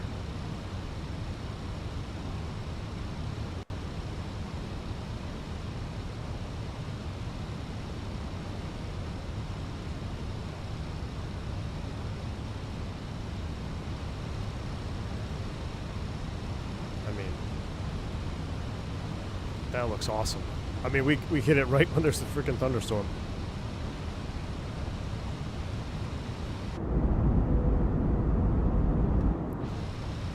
Yeah, I don't know how we got caught sleeping on that first arrival. It's my bad. I love the sun, how it comes through the clouds in certain areas, like the mountains over there. Just little details, man, of this lighting system is so nice. I never get tired of looking at it. I never get tired of looking at the lighting and just the atmospherics. Especially as we get into lower light conditions. 2,500. Oh, that's interesting. Oh, that's because we flew into a direct 504. Insert. Boom. We'll activate the approach. F glide slope. F loc.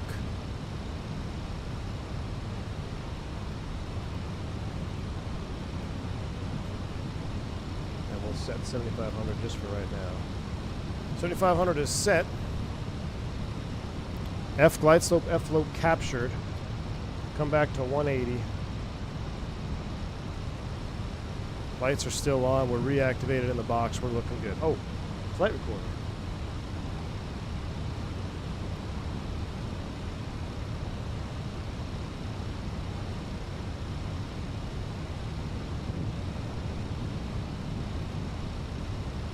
Recording is on.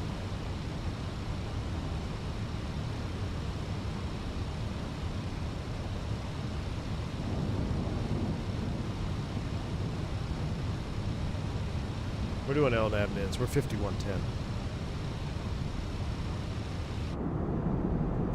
Flaps 1, speed checks. Slats are coming out. We got lightning all around us. Yeah, we got plenty of gas. We're still at 10.3. Slippery 321 though. Runway's inside off the nose.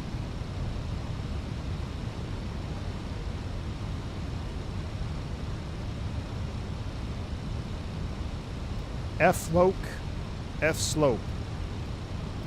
Go around altitude 9,000. Blue is set. Flaps 2, speed checks. Flaps do.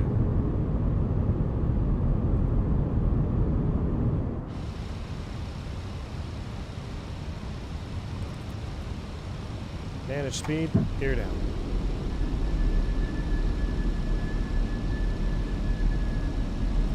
Speed brakes on.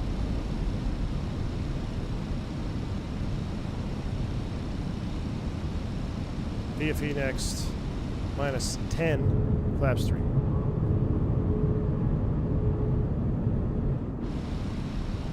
And flaps full, landing checks. Speed checks, flaps full. We almost just got hit by lightning. Goodness, I've never had this much lightning. Landing check is cabin crew advised. Auto thrust is speed. Auto brakes off. Heat cab memo. Landing on green. Landing check is complete. Man, ground speed mini doing some work. 165 at 16. VAP is 147. Autopilot's off. If thrust changes become excessive, I will take command of the thrust levers.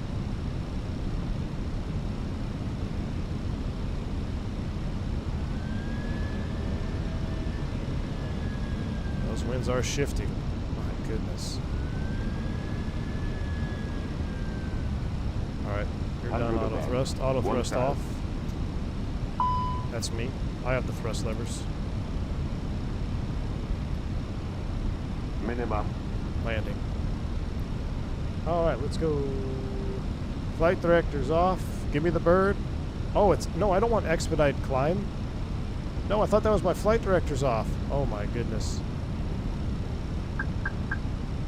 Apparently my binding isn't working anymore. Expedite is normally flight director off on my mini FCU. 500. Last thing you want to do is on final is expedite climb. My goodness, the winds are shifted though. Now we got a quartering tailwind, direct crosswind. What is going on here? What is going on here, Chad? 100.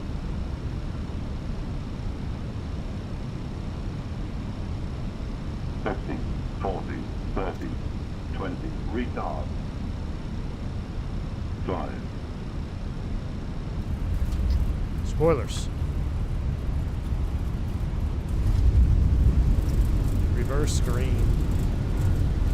Jeez, now it's a quartering. I mean, that wind. The winds are just swirling. Just swirling. 70 knots. I think there's only one taxiway here, right?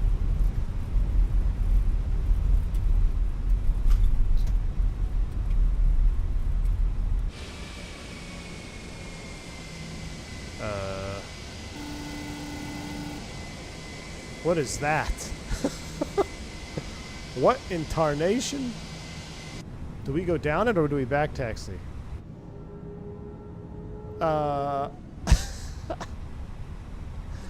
Let's back taxi. I don't know if we can go down that. I don't think we should go down that. Let's go back over here.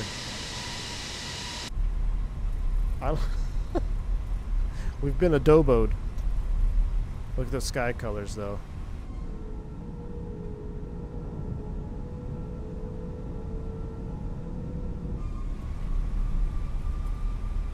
I mean, it's worth it to taxi back in that sky color. Are you kidding me? Adobe skate park for you. That it is. Chihuahua traffic, Viva 357 back taxi, runway 18. We're going to exit the half pipe here at midfield, and then we'll go to the ramp.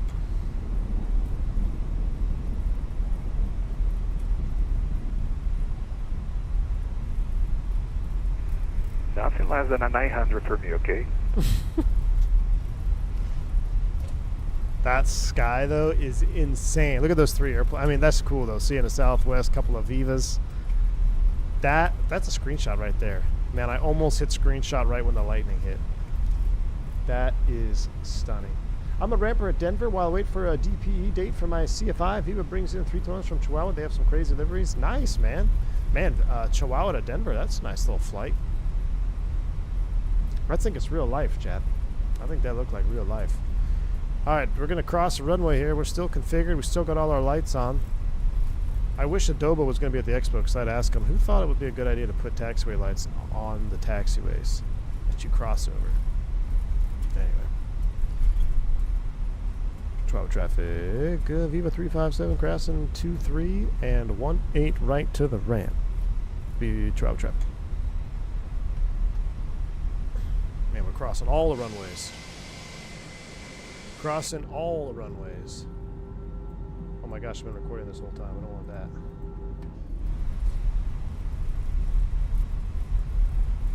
AI did that? AI drawn taxiway lines. Go figure. Alright, here we go. We're going to clean it up.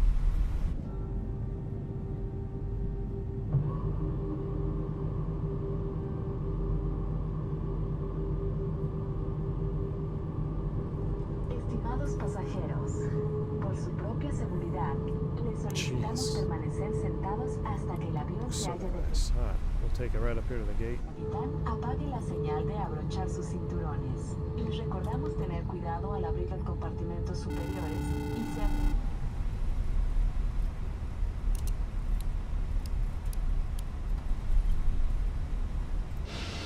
I don't know if we can fit here.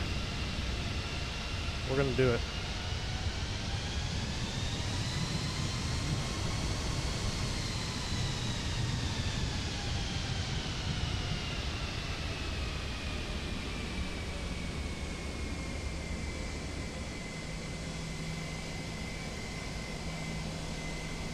We're going to have to stop short, though, so we don't touch tips.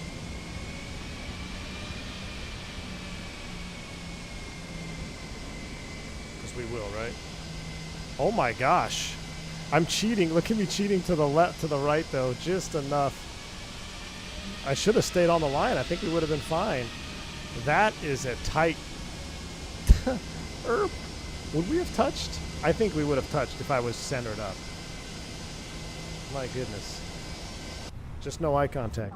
Before our scheduled arrival time. All right. Viva Aerobus, we're committed to getting you to your destination on time, every time. Amen to that. All right, I was going to shut it down, but let's just go into replay mode. All right, into replay mode we will go. Let me see what our landing rate was. It was an honor and a privilege flying with you, gentlemen.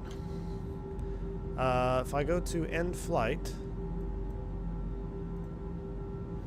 survey says, oh my goodness, go to the vertical stream. Gus, what was your landing rate?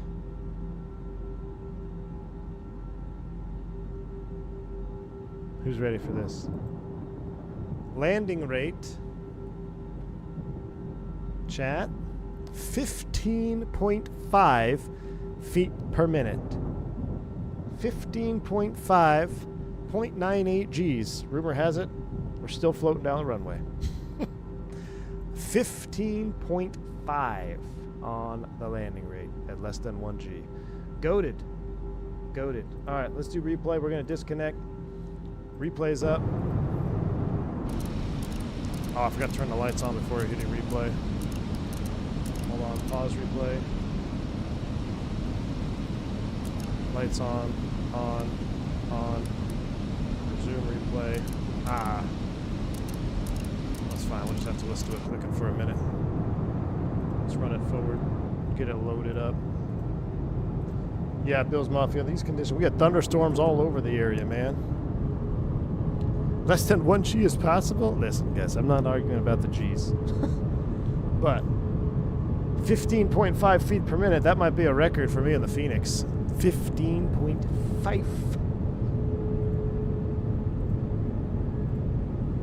15.5.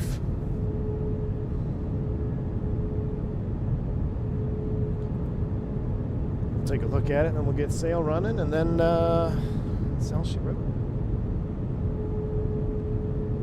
What are we flying tomorrow? Starship at night, maybe. Well, we're going to aim for a Starship Wednesday night group flight. Are you guys tired of seeing MD-80? What if we did MD-80 Aeromexico? Oh my gosh, I don't know if I can get the Aeromexico livery to work. Wait a minute. Spirit MD-80, the Spirit of DFW. Spirit of DFW flight from Whiskey Throttle. Have you seen that livery? The 7.2 just got updated? Oh, man. What do we fly tomorrow, Chad? 7.2, MD-80, Avro RJ series? I don't know. Only worth half the points because the go-around. Slash 50% of your points. All right, acceptable. Acceptable. I'll take it. Listen, you know what's so weird, Flight Sim guy? Skardu is like one of the best airports to ever fly into. No one, I feel, statistically speaking, other than my IndyBuilds 350 release day stream, Skardu streams get very poor viewership because we've done a ton of them. And I do not understand that at all. I don't understand, even if you hate my guts, flying into Skardu is epic. What about MD-80 with Skardu? Don't want to fly with an MD-80 with you again? I just don't understand the YouTube statistics on Skardu flights, because it's incredible. This is called Flight Recorder, Eduardo, because it's not Las Vegas to Phoenix at the VAA. I know, Gus. I know. All right, let's see how we did here. Oop, gotta show my reversers. Oh, the lightning strike in the back. All right, let's watch a 15. Here, Gus, this is how you land. 15.5 feet per minute. Let's see. I don't know if that was 15.5 feet per minute. I'll take it, though. I'll be honest with you. That didn't look too 15.5. It looks smooth, but for the wind conditions, look at this. We got a crazy wind shift right there. See me slide out. Just kind of hold it off. A little bit crabbed, actually, on touchdown. Pretty smooth. That was pretty smooth. Looked firm to you. Good way to get banned. No, I'm just kidding. All right. Let's do a flyby shot real quick. Let's go right here. Oh, wow. Look at that. That's actually going to be a thumbnail right there. Oh, my goodness. Print screen, screenshot, real life. Real life in chat. Gus, let me see a screenshot of your sim.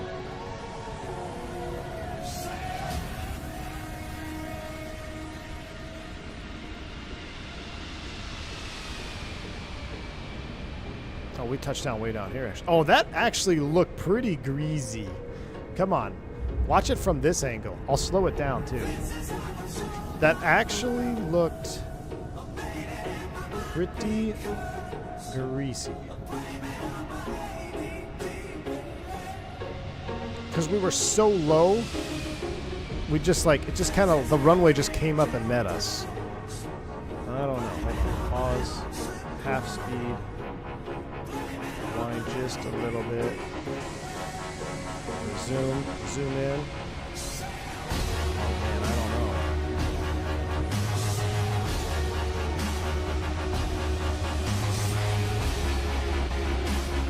I mean, we weren't at the runway. We just kind of, the runway came up to get us. The first angle looked firm, though. I agree. All right, I'll give you guys a wing view. Hold on, let me stop the replay. Let me get the lights on proper. Lights are on. Okay. Replay's up. Full replay for you.